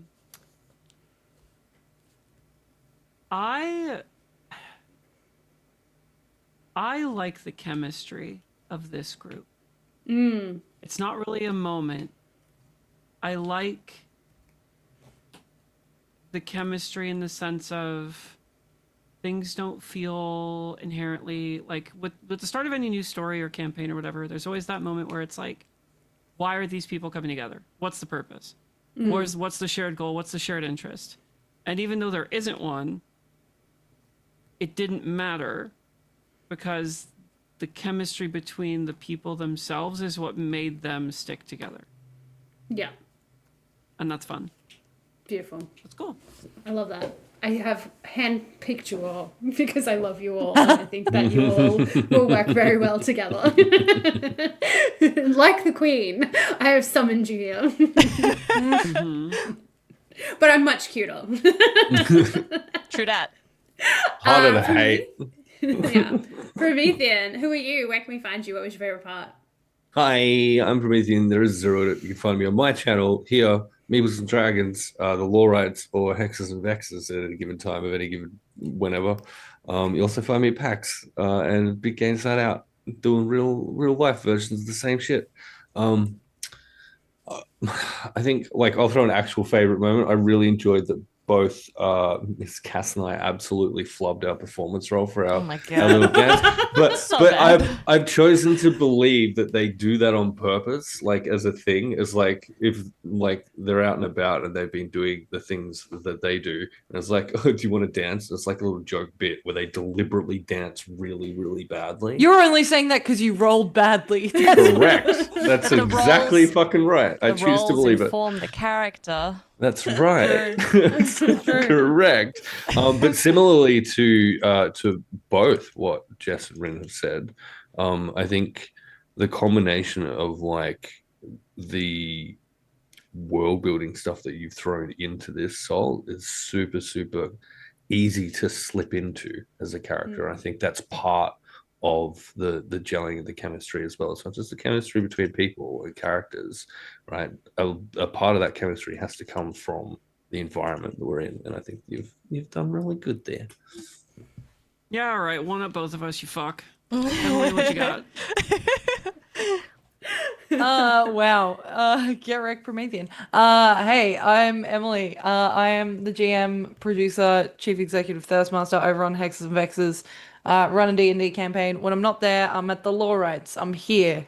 I'm at Meeples and Dragons. I'm over on Jenna Dagger's channel doing Pangs and Fangs this weekend. And then I'm at PAX. Help me. Yep, cool. Favorite moment this evening was realizing that Salt and Rin collectively hate me. And Betrayed me. and have Good. truly decided to embody the meme emotional damage. So thanks for that. I'll be sending you my bill for therapy later. Can't wait for you to tell me I died. Yeah, it's gonna be fine. Also, Sol, I'm real proud of you, dude. I'm real proud of you. You clicked the buttons real good. You did the storytelling real good. You engaged with the chat real good. You did real good. You I should ignore be the very shit out proud of chat yourself. when I'm doing the DM thing. Fuck chat. I don't know Yeah. who they are. I'm not reading that shit. I've got shit going on in my head. I literally You did only real read good. when there was a raider. Like, nothing else has been read. I'm so Hey. sorry. I didn't have the time. You didn't Salt. even leave the mics on when we went to BRB, and that's pretty Yeah, good. you did That's so good. We Impressive. only had a brief blip in the beginning where there was mic issues. It was great. Yeah, but that's fine. That's way better That's than pretty what normal. I've Yeah. done ever. Hey, Salt, who are you? Where can we find you? What was your favorite part? Yeah. I am Soul Queen Plays, and I am your Fey Master here over on Enchanted Realms. You can also find me being the world's cutest Eladrin over on Hexes and Vexes. And Yeah, you but can she's find me- dead. Oh, wow. No, I'm alive again. You Skill can find me issue. at PAX. Hopefully surviving that as well, if Emily is going to be nice to me. And my favorite part of tonight is genuinely how everyone interacts with these characters that I've had sitting on paper for months. Like, I've had these characters and I'm like, cool, they exist. What's going to be the reaction to this? And trying to, on the fly, be like, oh shit, Jess hates this character. Let's lean into that. Good. Okay, Like, but more importantly, who's your favorite? Because you have one, and I know it. Whoa. Wow. In this session. Uh And there's 4 sessions, so you better fucking carefully answer every week. huh. Yep. in this session, It was Gray was Ricky. my favorite. Emmerich. Gray just wanted to fight absolutely everyone. Yeah, I'll kick everyone's ass. I'll kick my own ass, you know. Good. Though I did love the emotional turmoil that that Rin brought with Filianor. And just Emily's face when I was like, yeah, you guys don't know each other. That was Sorry. real good. That was real good. But what about Pro's accent, though? Yeah, actually it was real good. Well done. Congratulations. I love that we Thanks. talked about whether you were going to do an accent and then you were like, accent. Yeah, that's how genuinely how it usually happens. It's like, okay, words need to come out of this dude's mouth now. Here's Yeah. what they sound like, I guess. Cool. Yeah. Good luck doing that for forever. What? Watch me, I will. I'll be here. unless you die. Nah. But that's it. We're going to wrap up tonight because all of us have lives tomorrow. And so I want to thank every single one of you for joining us tonight. And we will see you at PAX. And we will see you for our next session after PAX. Wave and be really cute. Say goodbye. Goodbye.